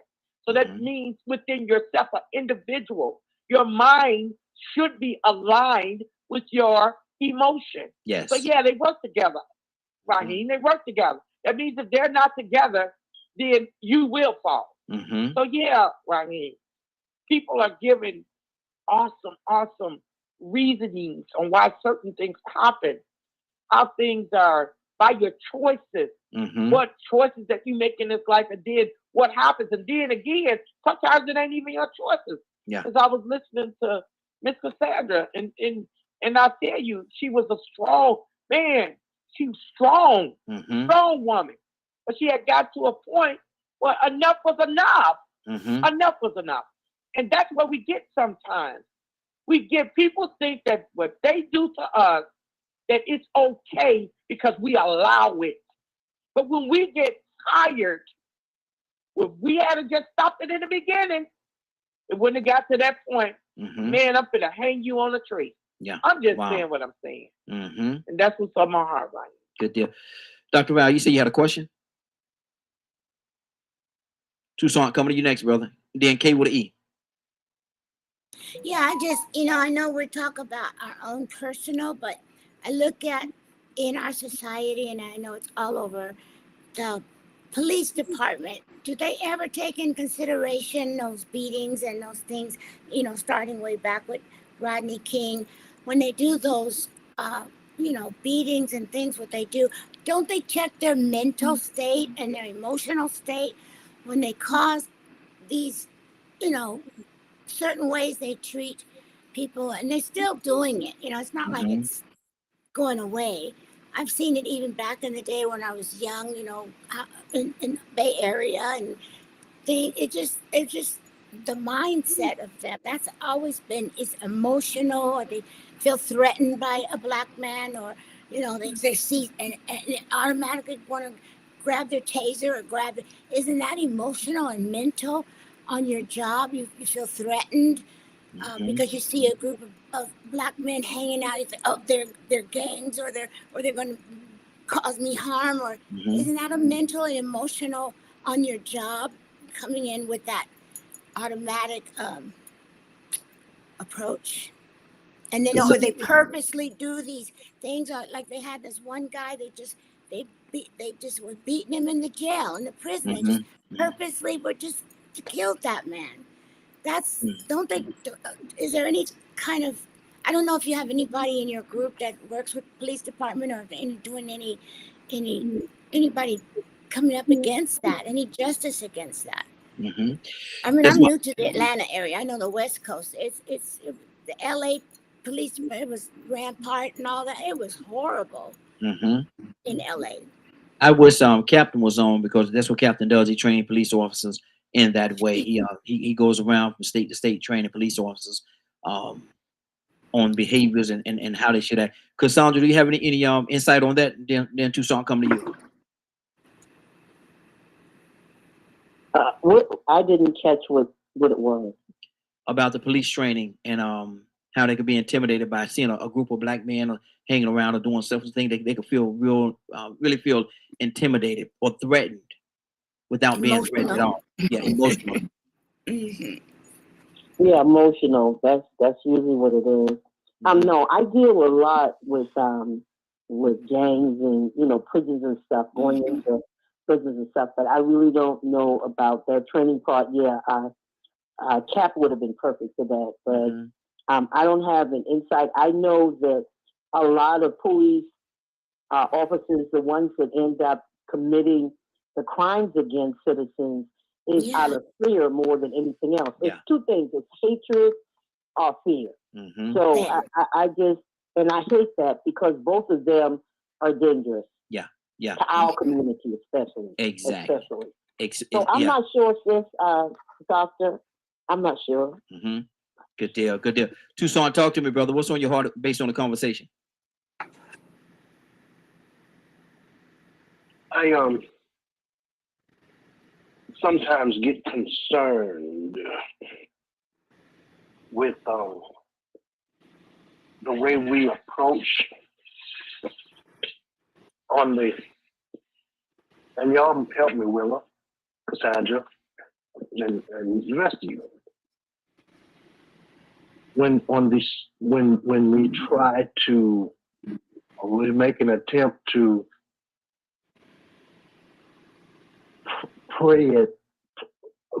pray and cast it out. Mm-hmm. Wait, be patient with what I'm trying to say because this is a delicate matter. And Shanavia, help me out. Because sometimes we feel as if all we have to do is bring them to the altar. When in fact, they need help. And I know God can do anything but fail. Yes. Yes. But there are times when you need to take that person to the help, the professional help. Pray. Mm-hmm. And when you finish praying, you make that phone call. Yeah. Now, some may not agree with that because there are some people, unfortunately or fortunately, that we got super spiritual people. Mm-hmm. And I know, and I'm a firm believer that God can touch, heal, set free, and deliver. Mm-hmm. But why would I be sick and not go to the doctor? Mm-hmm. Mm-hmm. Now, y'all help me with that. All right, brother. I Or can't help does you. that even make sense? It makes perfect sense, and I can't help you with that one. If I get sick, I'm going to the doctor. Hey, doc, look at here. Something ain't right. Something ain't right over here. Something ain't right over here. But what about? What I'm saying is, what about the mental state when it comes to the mental state of a person? A lot of times, too, so on truth of the We- matter, a lot of we times people don't continue want to to- go. People don't want to go to the. People don't want that, man. People don't want it. No, They feel- what I'm saying is, when we taking it upon ourselves to make it seem as if the Lord is working through us, and we fail the person because we don't get them the help trying to shine. Mm-hmm. Yeah, it happens all the time. It happens all the time, man. You go up there, you poke your little chest out. I'm gonna pray over your brother, and you're gonna be healed. Humma riding on a Hyundai, and you send them on with the problem worse than what they came up there, worse than when they came up there.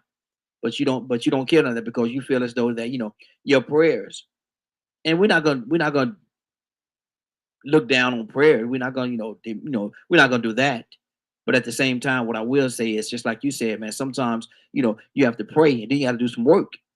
You got to go talk to somebody, man. Hello, Yes. Raheem. Yes, sir. I want to give a special shout out Mm-hmm. to Bishop William L. Shields, pastor of Hopewell Missionary Baptist Church. Pop. Because our church now offers counseling. That's good. Because we have associate ministers that are licensed. Mm-hmm. That's good. That's good. So not only can you get your spiritual health in order, you can also come and get your mental health in order. That's good. That's good. Amen. That's good. And that's needed. That's needed. Get the Amen. one-stop Thank shop. you, Leonard. One-stop That's what I'm shop. talking about. Yeah. There you go. That's what I mean, because we fail in the full mankind, dealing with the spirit and the flesh. because we deal with the spirit. Yeah. Yeah. With the flesh, we don't consider It's in our dying. ministries. It's So dying. thank you, Leonard. Yeah. That's Yeah. exactly what I'm talking about. Good deal. Dr. Val, you want to say something? Yeah, that's the organization I work with. We have the Mother Daughter Faith Trust Fund. Dr. Fletcher is a Christian clinical psychologist. So that's what we deal with. First and foremost is the toxic relationship. She's 25 years, 2 PhDs, a Christian clinical psychologist, and that's what we're healing mentally first. And coming with the Christian standpoint as well. So that's what she does, and that's where we have the matriarch community.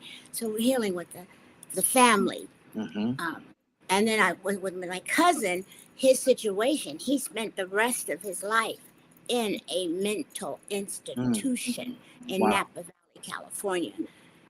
Nobody went to him with the spiritual aspect at all. No one. So he stayed pure mental institute. So there's your answer. So it's case by case. Exactly. K with an E. Good morning, young lady. How you doing? Good morning. Finding you all. Hey, doing well. What do you think about what we're talking about? And Pete, Brother Pete, coming to you next. What do you think about what we're talking about right now? What is the difference? Is there a difference between, or which one is more dangerous? A person's mental or their emotional state? You know, they go together, believe it or not. Because your emotional state causes the mental. So your emotional state is disturbed, and how your mental kick in because you emotionally and you're upset. And I heard Annie say she had been so upset. She understand why people be like how people just kill people because they so upset. Because she's been like there, she's been there before. Like, oh, I could just kill that person. To say it and feel it is different things. Your mental state, you don't do it. Your emotional state, you don't feel it. So when you get your emotions and it takes over you, it takes over your mental state. You done something because you was emotional. And you done it because of the emotions. Other than that, you would have never done that. That's on thought. So they go in hand. And I done been to the point where I just start praying and talking to God. Lord, take care of these people because my flesh can't do it. I'm gonna be in jail and they're gonna be hurt. And I'll be hurt. Yeah. But you know, there's other ways to kill a person. You don't have to physically kill them. You can mentally kill a person. Exactly. They say the tongue is sharp as it's sharp. It's really sharp. And Very it can kill a sharp. person. Exactly. And you can say something to make somebody want to go kill themselves. Wow. Just like you killed them. You said it. So your emotions could take you there. It could take you up a roller coaster or it could take you down for a smooth ride. Depends on your walk and your faith. Yeah. That's good. 508-924-3521. 508-924-3521. Oh, let me revisit something. Toya with a T, you there? Yes, sir. Toya, the day is supposed to be the day that y'all do y'all dress off. Did you get your outfit together? You know, I wouldn't think about no dress off. I'm in South Carolina. I'm in North Carolina, honey. I forgot all about a dress off. My clothes is at home. Oh, okay. And I didn't even bring none of the pieces that I bought. I bought all my little business stuff. Okay. All right. K with an E. I know you got your stuff together, don't you? You know what? Ain't that just horrible for me to say? I did put an outfit together. I actually did put an outfit together, but I don't know. We weren't supposed to buy it, right? Supposed to take pictures, right? Yeah. Just take pictures of it. Don't want you to spend no money. Yeah, we're supposed to just take pictures of it. Okay, so, where's it at? What I'm supposed to do? Send it to you? Yeah, send it to me. Let me look at your outfit, and we're gonna extend it till next week. Because a lot of people, K with E, they didn't get the outfit together yet, so they forgot. Oh man, I got time to get another outfit together. Yeah, go ahead, get you another one. Yeah. There you go. But in the meantime, let's keep this here going. I wanted to make sure that I addressed that too. I addressed it earlier, but I wanted to, because I had everybody here, I wanted to go ahead on and address it again. Brother Pete, good morning, sir. How you doing this morning? Doing good. How you doing, sir? It's a DKM radio panel, listening audience, social media. And the ladies are looking wonderful, as we know they always are. We can Come see on. you. We're talking about the spirit and the mind. So in the mind, I see both of you looking like you naturally was created. Lovely. Uh-oh. Uh-oh. Oh, pimp. Oh, pimp right there, boy. That's old pimp talk right there. Which one is more? Just adoration and praise, appreciation and love, like it's supposed to be. Look here. We gotta let our women know we love them. We see them, we thank God for them, Yes. and we love them. Love you, babies. You matter. You're valuable to us. Yeah. Pimp daddy, love you, Raheem, baby. Yeah. to my big brother, I'm gonna put him on blast. Uh-oh. Come on, Leonard. If you ladies want to get that type of adoration every day, y'all better go to the brother TikTok. Look at He's smooth with it. He's smooth. He's smooth like silk, baby. Yeah, What are you trying to mimic? Smooth like silk, baby. Yeah.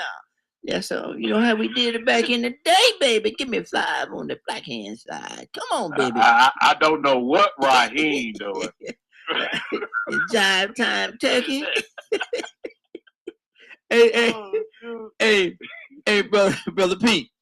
Give me some of that 70s talk, brother. You got some of that in you. Give me some of that 70s talk, brother. Listen, you give me 5 on the backhand side, brother man. Yes, man. That's right, brother. Yeah. You cool and smooth. You cool and smooth, yeah.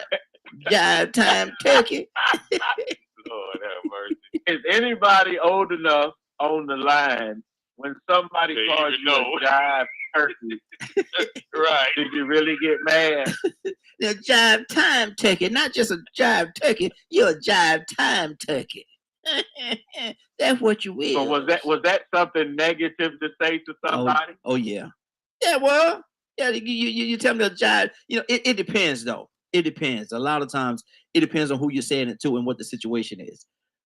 It can mean something very bad, or it could be a loving thing. You jive time turkey. Let's go get us a Budweiser.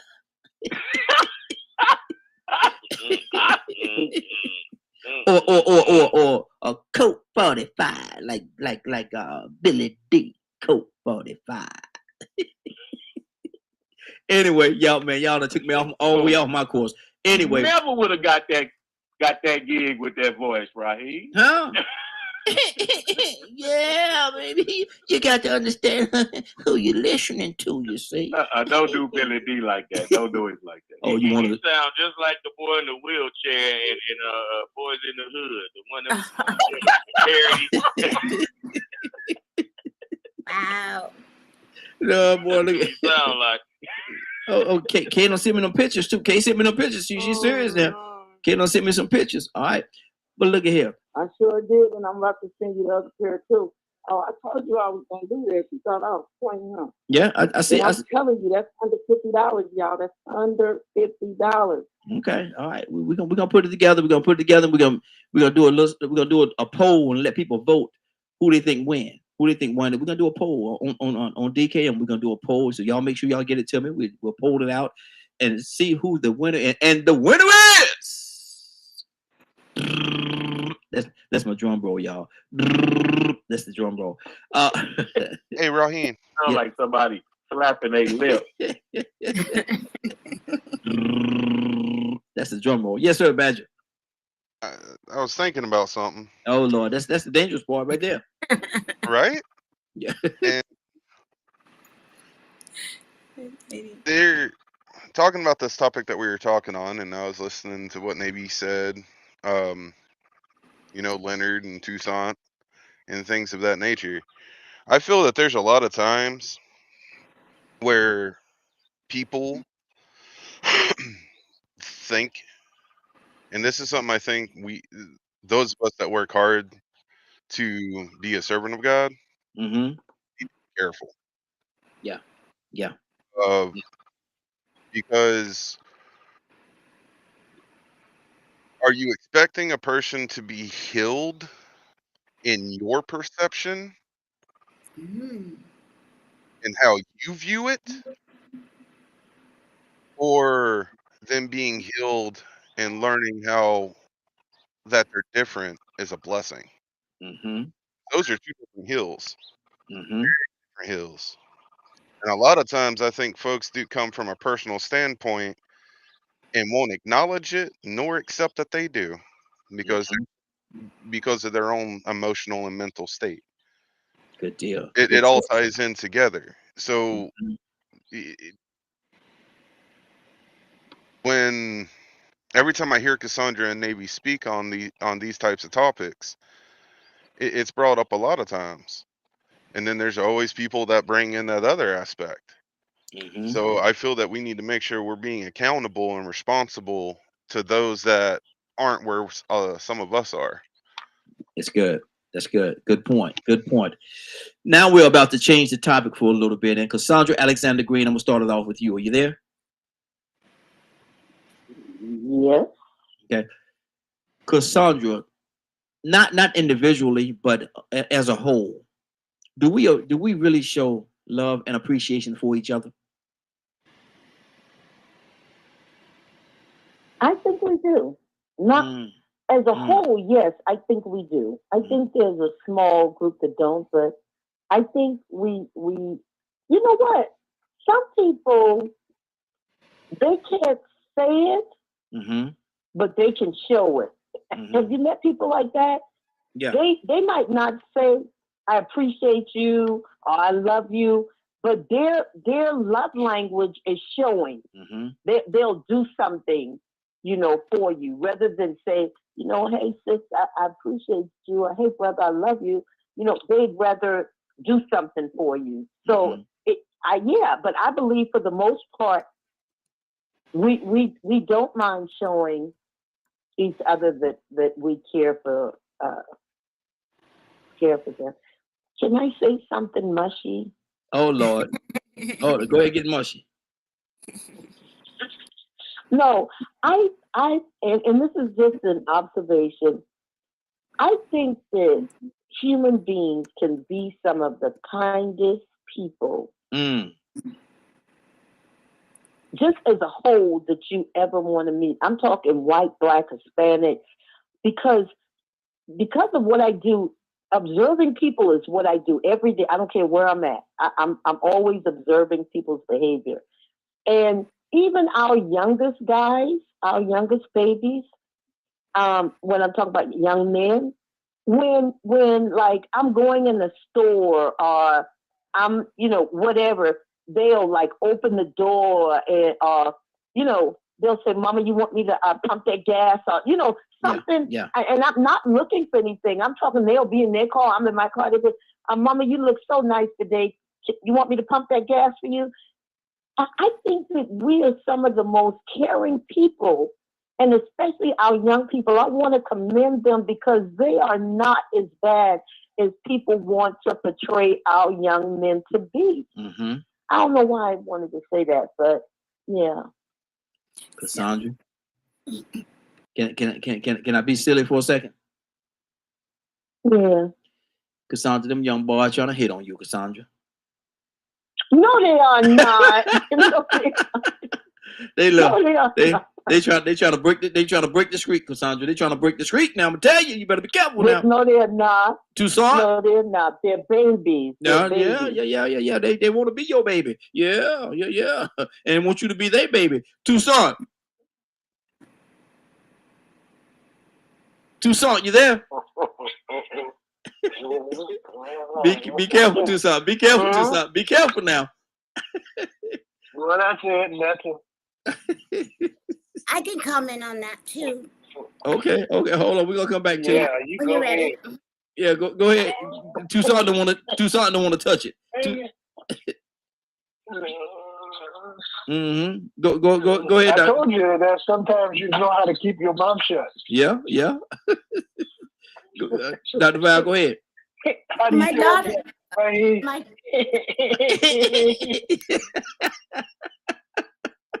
Yes, sir. Baby, you ain't gotta pump that gas. Big Daddy pumping for you, baby. Get on in the car where it's warm, man. Go ahead, Doctor. Go. Yeah, I'm being silly. Go ahead, Dr. Wild. Go ahead. yeah. My daughter had moved out to the South before I did. She had been Mhm. out here 5 years or so, 4 years before I came out.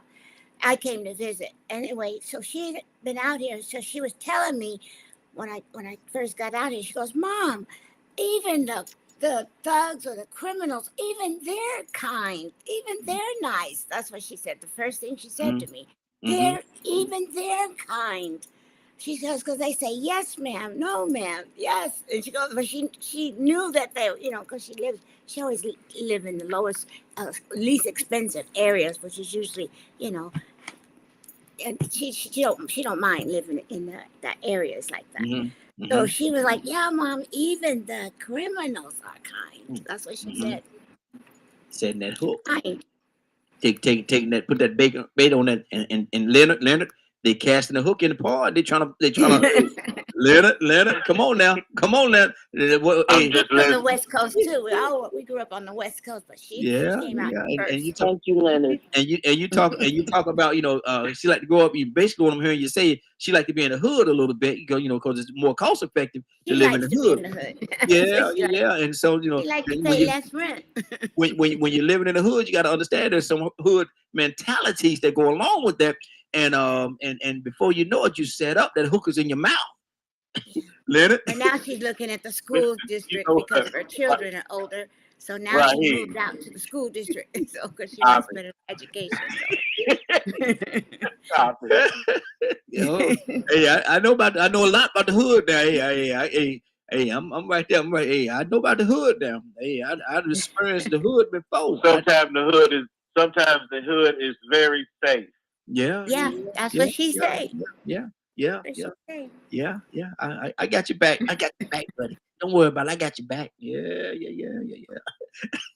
Anyway, let me see. I don't know about that guy. you don't go. Hey, you can trust people. You can trust some people in the hood. Some people you can't. I'm just saying. You gotta know. Hey, you gotta know.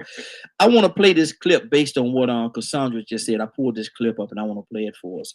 And hold on, let me get it set. In the meantime, while we're getting this thing set, Leonard, talk to me, brother. Well, I enjoy what people was talking about today.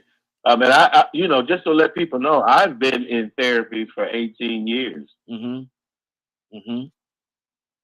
Mm-hmm. So it is definitely an experience that a lot of people need to look at from a different perspective. Yeah. Most of you have this as part of your insurance plan. Mm-hmm. Go in for an appointment just for a balance check. Yeah. Good deal. Everybody don't need therapy, but it helps for people to find out if it will benefit you. Yeah. Mm-hmm. I agree. And also, if you're doing things in the community and talking to anyone or presentations, definitely present some resources for them. I've seen a huge explosion of the therapy business, but I think the best therapies come through word of mouth with people who have therapists and have gotten results to refer them. I went through about 3 of them. Yeah. At first. And the last therapist, I've had her for pretty much that duration of those 18 years. See, and basically what it is, because just make sure all your apples lining up. Sometimes you just got to go make sure your apples lining up. Yeah. You might be a couple of apples, might be an apple or two and that's not lined up with the rest of the apples, and you want to push them on up to the line and get it and get it in unison. Go ahead, Leonard. And see, me and Badger have something in common, which we relate to each other much easier. Because I can be assumed to be very non-emotional about certain things. And so I have to make sure a lot that I don't rationalize myself into doing something horrible. A lot of people say they don't want to claim accountability for it. But it takes a lot of practice to be able not to act on your emotions. Good deal. Let me play this clip real quick, Leonard. And this is based on something that Cassandra said. She said a lot of times, excuse me. She said a lot of times people don't say that they care for you, or don't say that they love you, or whatever the case. They show you. And this is a clip I'm gonna play, courtesy of the movie Fences. And I know a lot of y'all have actually seen that movie, powerful movie with Denzel. I do not own any rights to this movie, but I definitely want to play it for you. And y'all tell me what you think about it, and we'll make a comment on it on the other side. Watch this clip. Can I ask you a question? The hell you got to ask me, Mr. Stewicki, the one you got the questions for. How come you ain't never liked me? Like you? Who the hell said I got to like you? What law is there say I got to like you? Want to stand up in front of my face and ask a damn fool-ass question like that? Talking about liking somebody. Come here, boy, when I talk to you. Straighten up, goddammit. I asked you a question. What law is there say I got to like you? None. All right, then. Don't you eat every day? Answer me when I talk to you. Don't you eat every day? Yeah. Nigga, as long as you in my house, you put a sir on the end of it when you talk to me. Yes, sir. You eat every day. Yes, sir. Got a roof over your head. Yes, sir. Got clothes on your back. Yes, sir. Why you think that is? Because of you? Hell, I know it's because of me. But why do you think that is? Because you like me? Like you. I go out of here every morning. I bust my butt putting up with them crackers every day because I like you. You're about the biggest fool I ever saw. It's my job. It's my responsibility. A man is supposed to take care of his family. You live in my house, fill your belly with my food, put your behind on my bed because you're my son. Not because I like you, because it's my duty to take care of you. I owe a responsibility to you. Now, let's get this straight right here and now before I go along any further. I ain't got to like you. Mr. Rand don't give me my money come payday because he like me. He give it to me because he owe me. Now, I don't give you everything I got to give you. I give you your life. Me and your mama worked that out between us, and liking your black ass wasn't part of the bargain. Now, don't you go through life worrying about whether somebody like you or not. You best be making sure they're doing right by you. You understand what I'm saying? Yes, sir. Then get the hell out of my face and get on down to that A&P.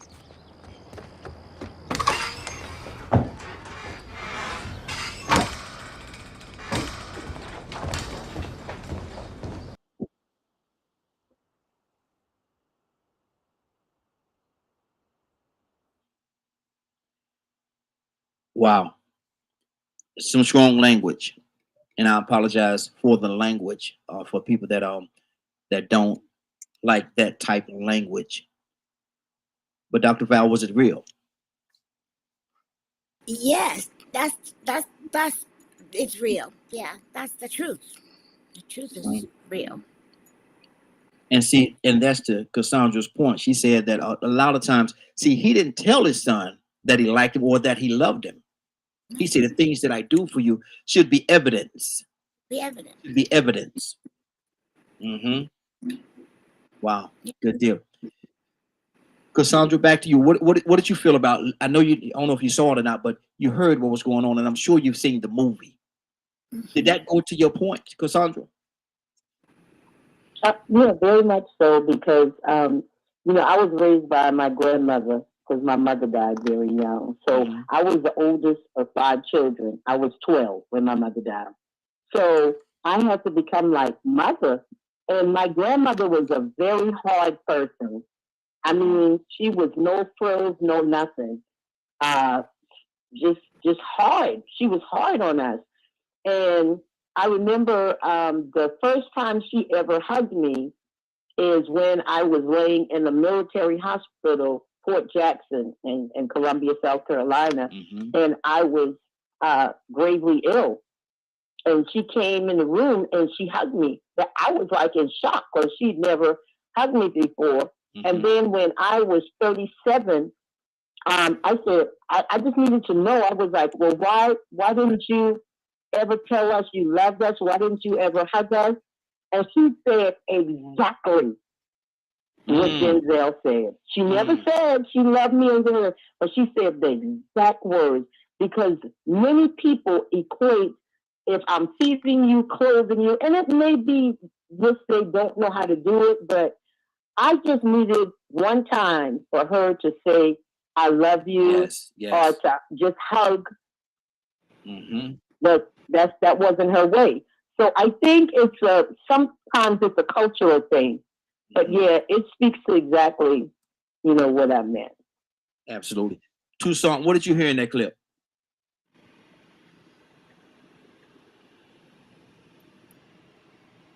Tucson, you there?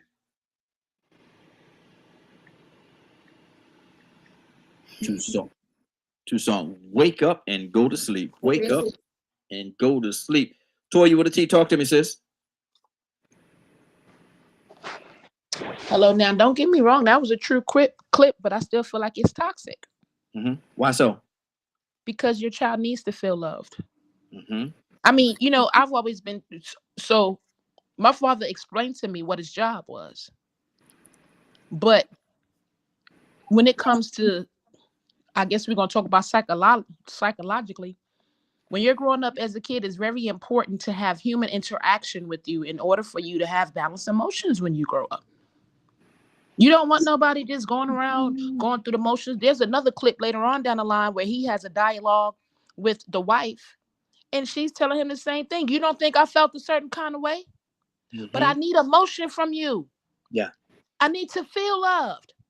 I need you to tell me. Yes. And then at some point, he actually went out and had a baby on her.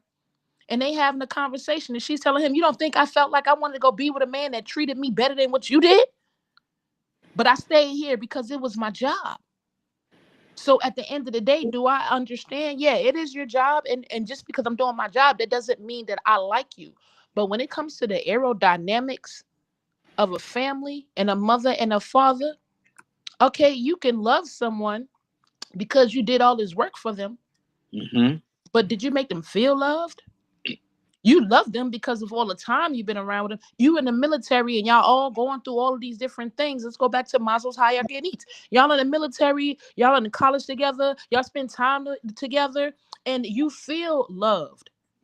So in that particular clip, I get it. But let's get to the root.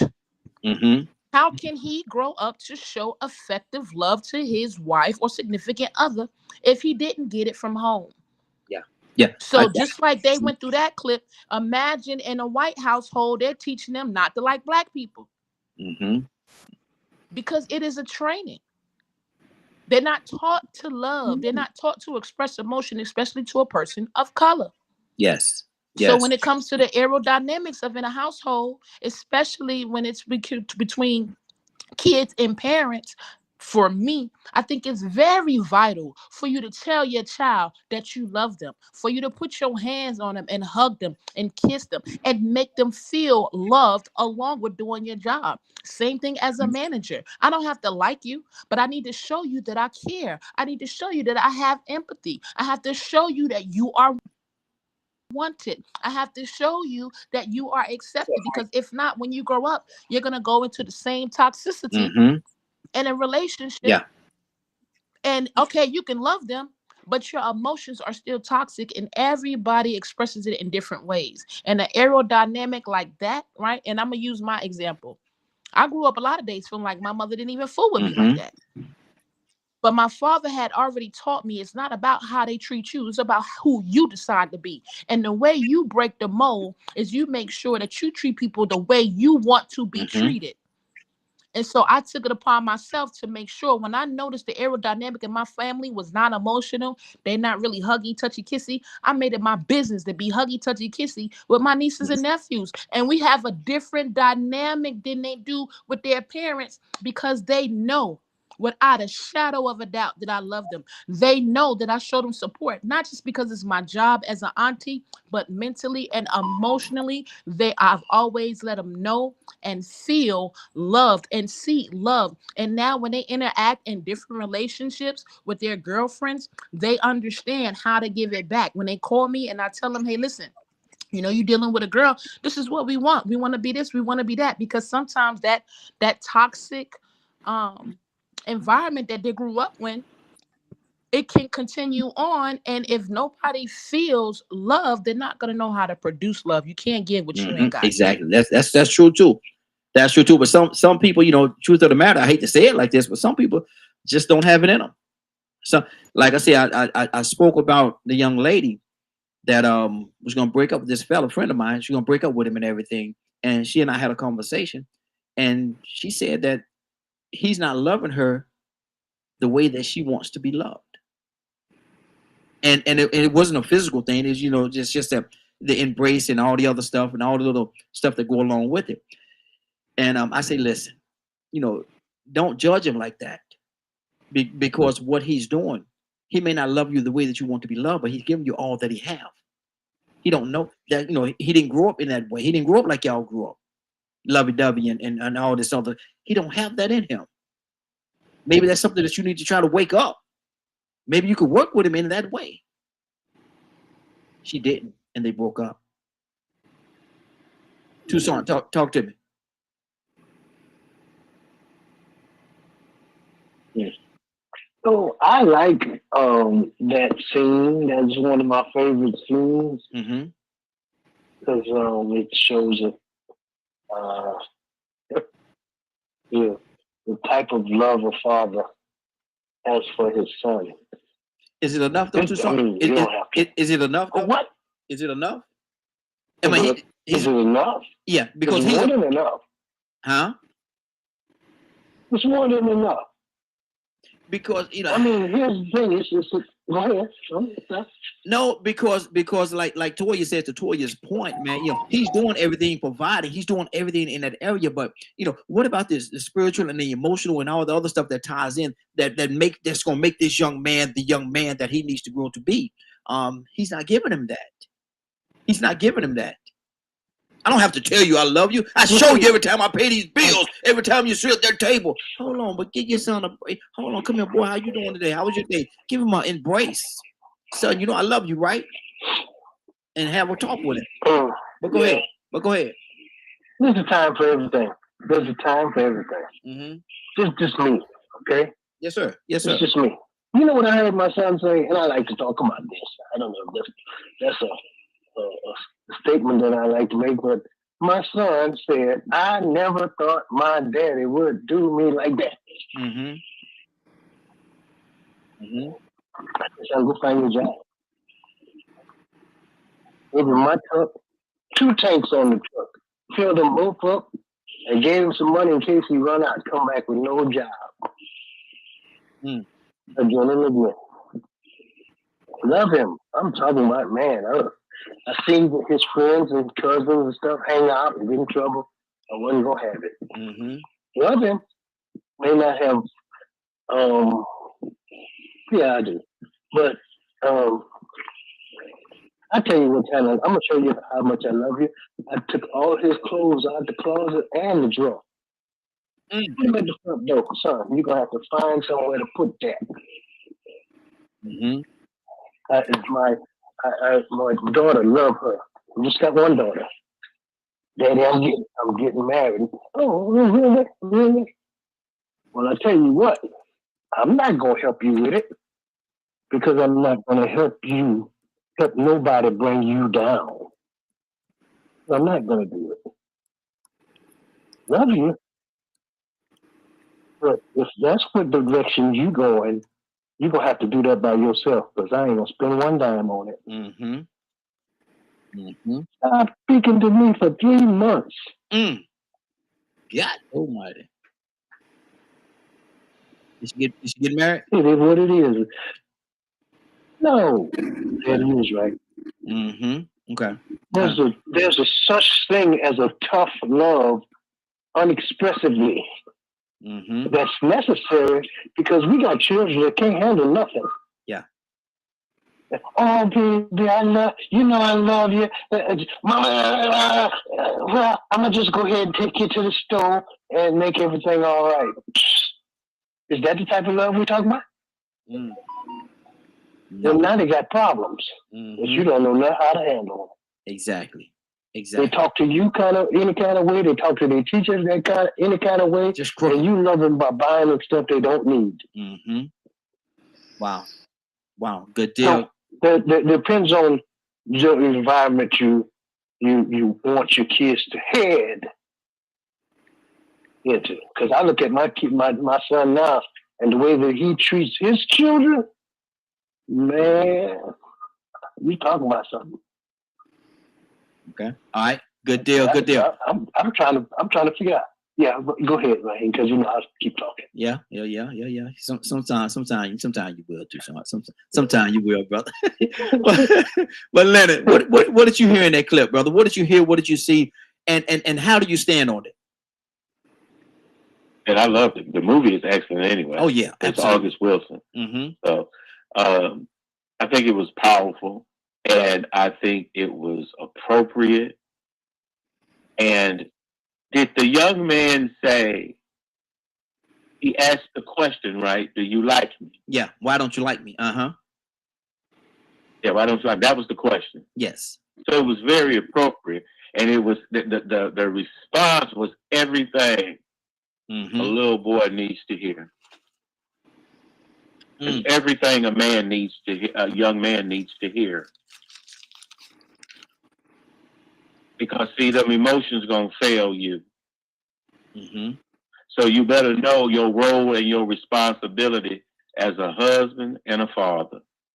Mm-hmm. And trust me, I can love you, but I ain't got to like you.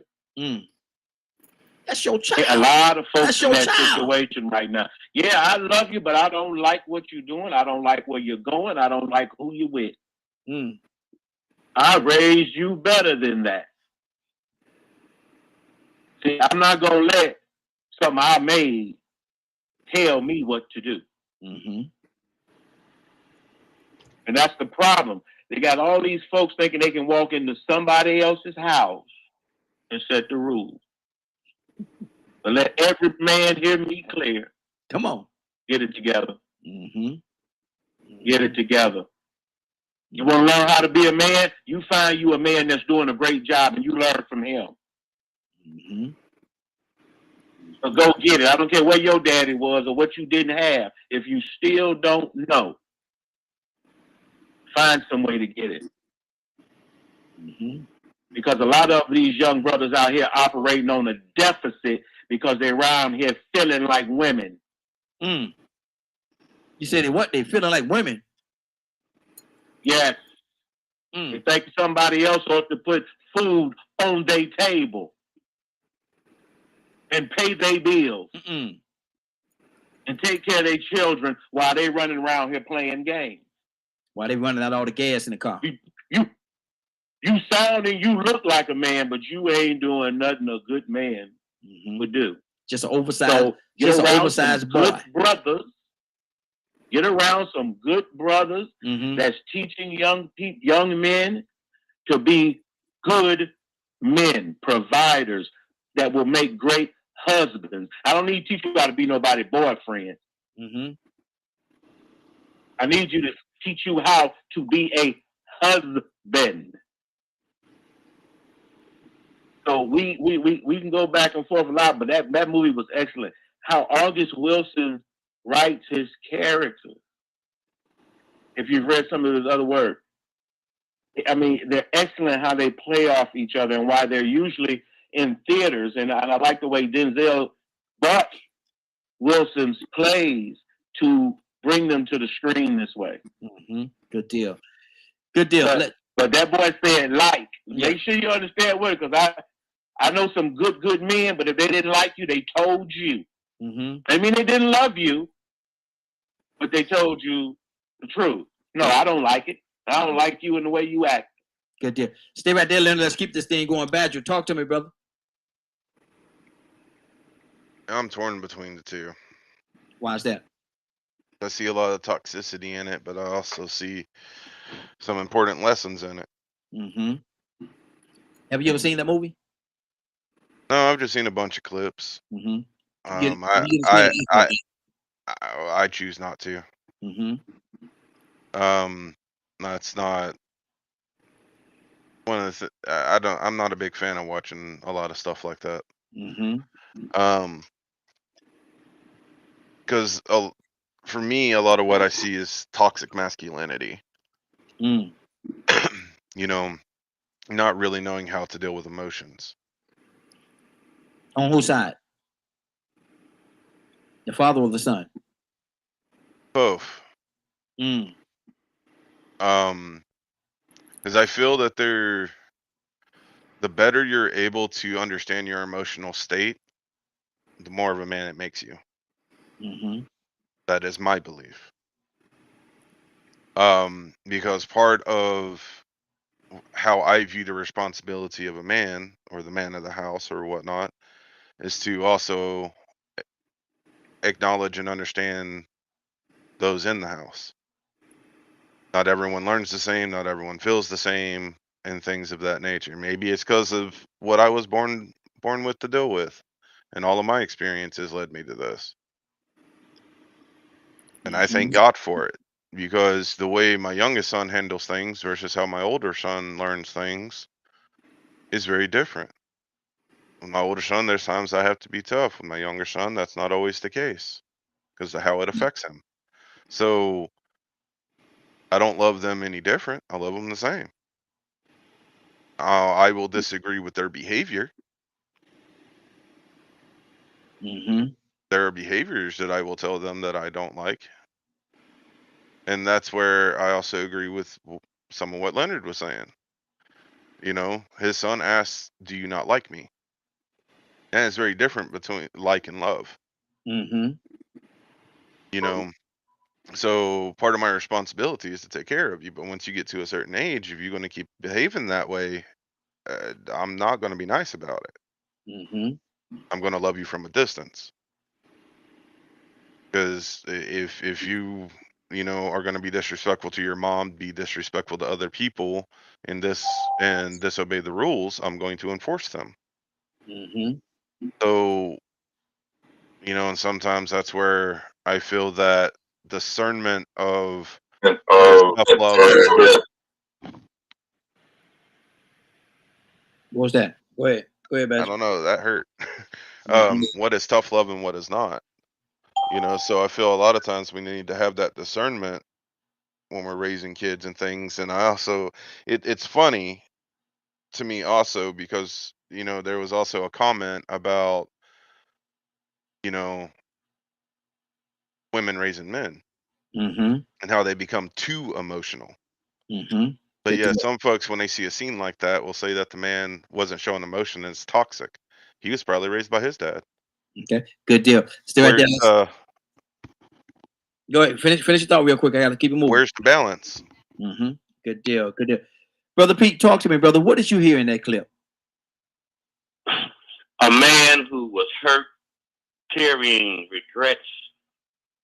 I look at the time and the scene of his experience. He had some endeavors he wanted to pursue, Mm-hmm. and they didn't fall through, and he felt regret and he felt inadequacy.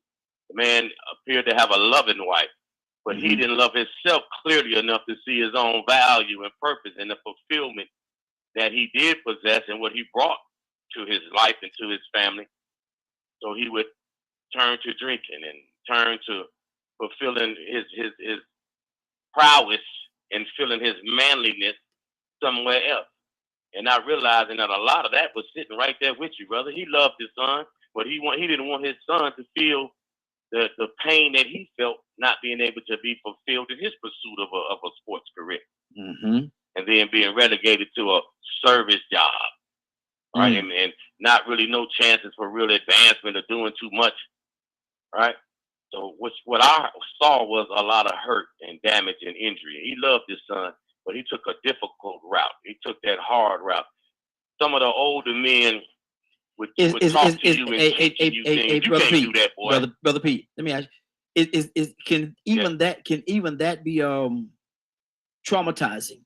Because we want our sons to be tough. We want this, but are we trying to teach them to be too tough, where they can't embrace? Well, I think it's somewhat changing because the older folk would tell you stuff like I was saying, and teaching you to do something They were well, you don't know what you're doing. Yeah. You can't do that. You know, Mhm. but they really trying to teach you how to do it, right? Like Mhm. you get into, you have a hostile interaction with them. Wake up the next morning, they say good morning and keep it moving. There's no apologies and all that. They didn't do apology, Mhm. right? So now our generation or the children of those folks, you know, I'm hoping we do try to get an understanding. You know, we Mhm. do apologize.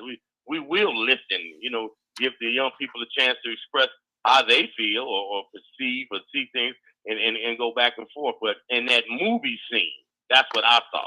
Mhm. I remember the men in the late 60s and the 70s with Vietnam War, and they got the steel mill jobs and the manufacturing jobs for the cars and all that. And when the soldiers came back, they lost those jobs. But they were in the middle of paying mortgages and buying new houses. Mhm. And then they lost their sense of manliness. And a lot of them turned to drinking and drugs and divorce, and these disruptions happen in their lives and happen to a whole bunch of people in their lives. And these are grown folks now in their 40s and 50s and 60s that grew up with that experience. And trauma hurt people, all that's true. And they all experience that. So yes, being too harsh, I think, can have harsh effects. You know, you're very, very rough and rigid, you're gonna develop a rough and rigid person. So Exactly. you have to be careful with that. But just identifying the scene, the movie, that's what I thought. Mhm. Good deal. Martin Luther King said, "Don't let them take your manhood." Mhm. So you need to hold on to your manhood, because are we holding on to? Leonard just talked about your manhood. Mhm. Are you letting your manhood go? Do you even know what your manhood is? Stand up here because you get a little bass in your voice. You got a little hair growing on your chin and around your lip, above your lip, and now you think you're a man. Because it's a man. A man is a position of responsibility and duty. Not just because of age. You could be 50, 60 years old and very much a child. Mhm. Very much an adolescent. Yeah. Very much insecure, immature, and lacking in your personal development. So it ain't nothing thought about you other than your appearance. Good deal. That's Good it. deal. So And I got and I got to do this. I got to do my shout out this morning. Good morning, Mom. I see you watching over there, baby. I see you watching. Love you, love you, love you, love you dearly, baby. Thanks for watching this morning, Mom. I definitely appreciate it. K with an E. What did you hear in that particular scene? What did you see?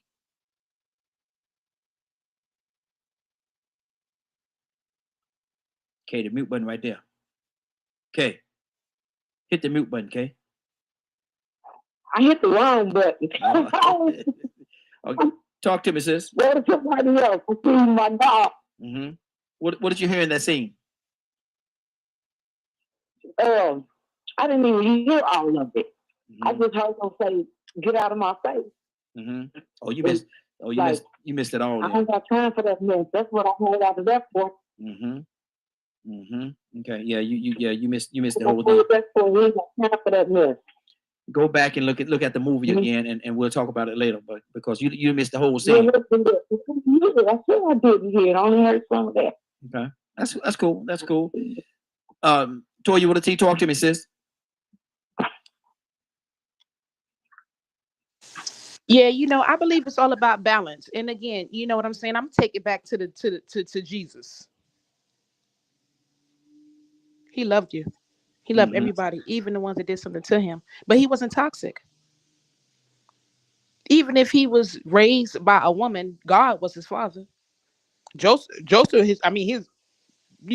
was a male around him that helps him learn how to be and act and move like a man. But it's the Father's love. We need to know that God loves us. And I believe God is a man. Because when you walk around feeling like your father doesn't love you, it causes other things. And I feel like there's a balance. You don't have to be toxic. Again, I'm tough because I feel like I was raised by my father. So I have a lot of characteristics, taking care of myself, how I deal with other people. But I was taught to love, and I know my father loved me. It did not take away his manhood. He was still tough. He'll still knock somebody out in one swipe. He will not be disrespected outside. But when it came to his kids, there was a part where he, at moments when it's necessary, he showed emotion. The Bible even says it's a time for everything, a time for peace, a time for war, a time for love, a time for hate. And we need to follow that when it comes to parenting. I don't care what nobody say. You cannot continue to walk around showing emotion, non-emotion, and Mm-hmm. think that you're going to have a well-balanced, productive citizen of society. Different people respond in different ways. And if Mm-hmm. you never show them love, that's rough. That's rough. If you've never seen love, that can be rough because Baggy just said it earlier. The older boy responds differently than the younger boy. Mm-hmm. But now, if you know that all of these emotions are different, can you imagine this always being hard your entire life and never having anyone show you kindness and love? That is going to be an issue in your future because you're not going to be able to deal with someone when they show you true love. You're not going to understand it. You're not going to know how to move with it. You're not going to know how to respond to it. And yes, you will lose something because some people do teach their children to have a balance when it comes to love. So again, I'm Mm-hmm. going to take it back to the Bible. When you start to learn, yes, you're right. It is a time to be hard. It is a time to be on your butt. It is a time to play. But there's a time when I know that you're feeling hurt, when I know that you're feeling broken, and say, come here, let me give you a hug, boy. Mm-hmm. I Yeah, love you. I exactly. love you. And regardless of what happened, you're right. You ain't got to be looking for nobody to like you. You work for a paycheck, not to be liked. But you need to know Mm-hmm. by me, your father, if don't nobody else love you in the world, I love you and God loves you. And that's something that my father taught me. Even when I felt like my mother didn't act right, my father still reminded me, first of all, don't respect her. That's still don't disrespect her. That's still your mother. For two, Mm-hmm. if don't nobody else, when you navigate into this world, if don't nobody else love you, you need to know that I love you and God loves you. And if you don't have that kind of understanding, you could be raising a potential maniac. Good deal. Good deal. Dr. Val, talk to me. Um, I know two things. One, we're just seeing that scene.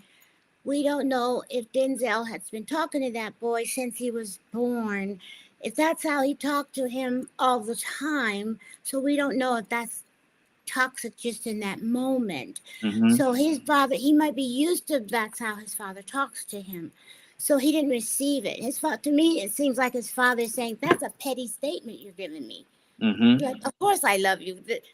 You eat, you did, and that's what guys say. I even in a relationship, married or they, you got a roof over your head. We hear that as wives. I don't gotta say I love you. I'm showing you I love you. Mm-hmm. You live here, Yeah. simple things like that. Yeah. But you got a car. You got what? What are you saying? Of course I love you, because they don't know how to express that. Look at them shoes on your feet. And that's just a area that they're not used. Some men don't know how to say it. Mm-hmm. But the other thing is, I look at the prodigal son's brother. The prodigal son's brother, when the prodigal son was coming home, the first thing his brother asked the father, how come I didn't get a fatted cow? How come you're not giving? And see, he was a king or a wealthy man. But the first thing the brother, how come I don't get a fatted cow? Mm-hmm. Don't you love me?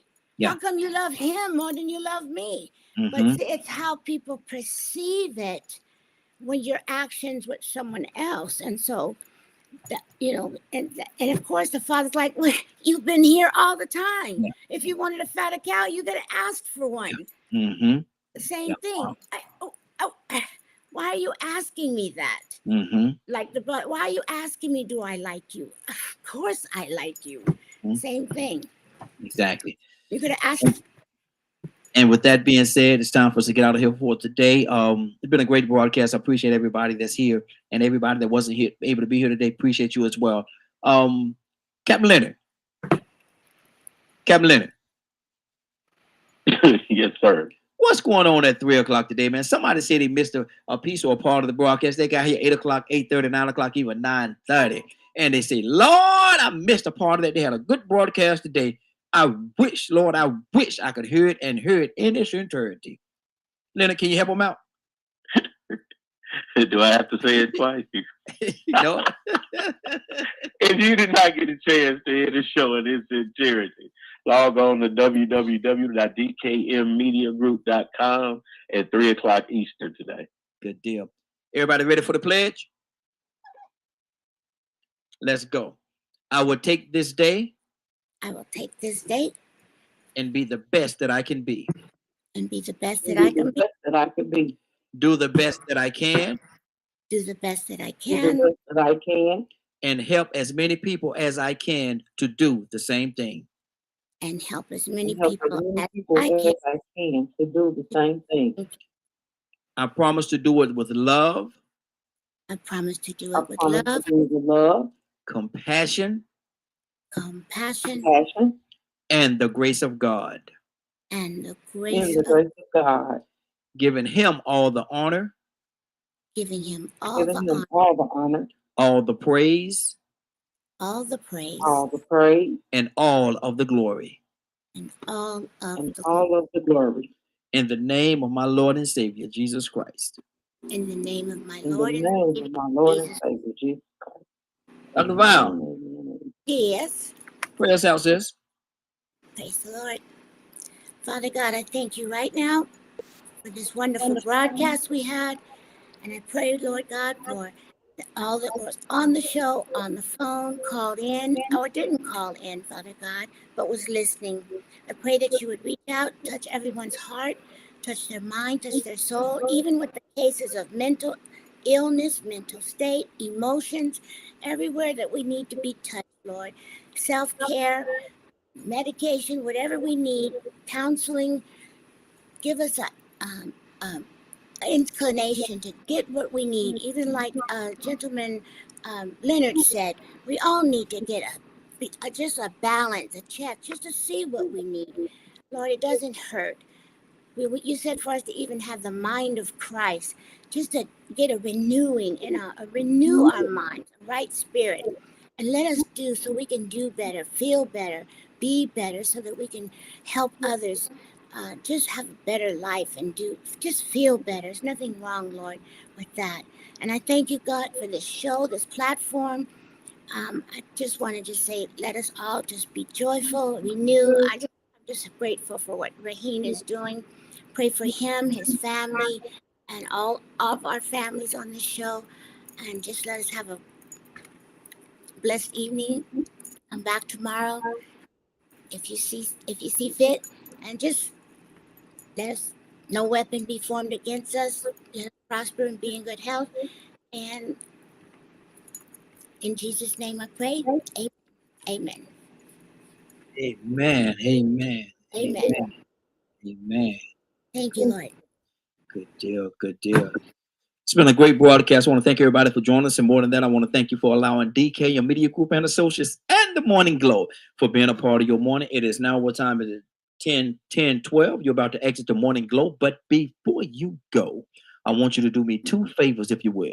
One, I want you to continue to pray for us, because we are certainly praying for each and every one of you. Number two, why this is real simple. I want you to go out there, find somebody, and give them a hug, because you never know. It could be the only hug that they get, or it could very well be their last. Love you, and ain't nothing you could do about it. Have a great day and a better tomorrow. That we shine some of this light in you from the Morning Glow. Take it out there into this wicked and cruel world that we live in, and let your light so shine. If you get an opportunity, give somebody some love. You just might find some love in return. Won't that be a beautiful thing? Have a great day. Take care of each other, and please, please, please be blessed. Give somebody some love and truth. They would appreciate it, and I'm sure that you would as well. Have a great day. Talk to you tomorrow morning, if God says the same. Have a great day, y'all. Love you. Welcome to the stage where hearts unfold in the morning glow, stories untold. Let's play with words, a masterpiece of art, where dialogues bloom, igniting every heart. Let's dive into the ocean of thoughts, where waves of healing gently salt. Let's paint with words, a masterpiece of art, where dialogues bloom, igniting every heart. Let's dive into the ocean of thoughts, where waves of healing gently sought. Together we'll mend, stitch by stitch, in the morning glow. Let's make the switch. A symphony of voices, harmonizing the air, echoing truth, banishing despair. Let's sow seeds of unity, watch them grow in this garden of hope under the morning. Let's bridge the gaps, erase the line in the tapestry of hearts that love shine. With every word, a step we take towards a brighter dawn for all our sake. Welcome to the morning glow, where dreams take flight in this realm of possibilities. Let's unite, together we stand, hand in hand, healing the nation across the land.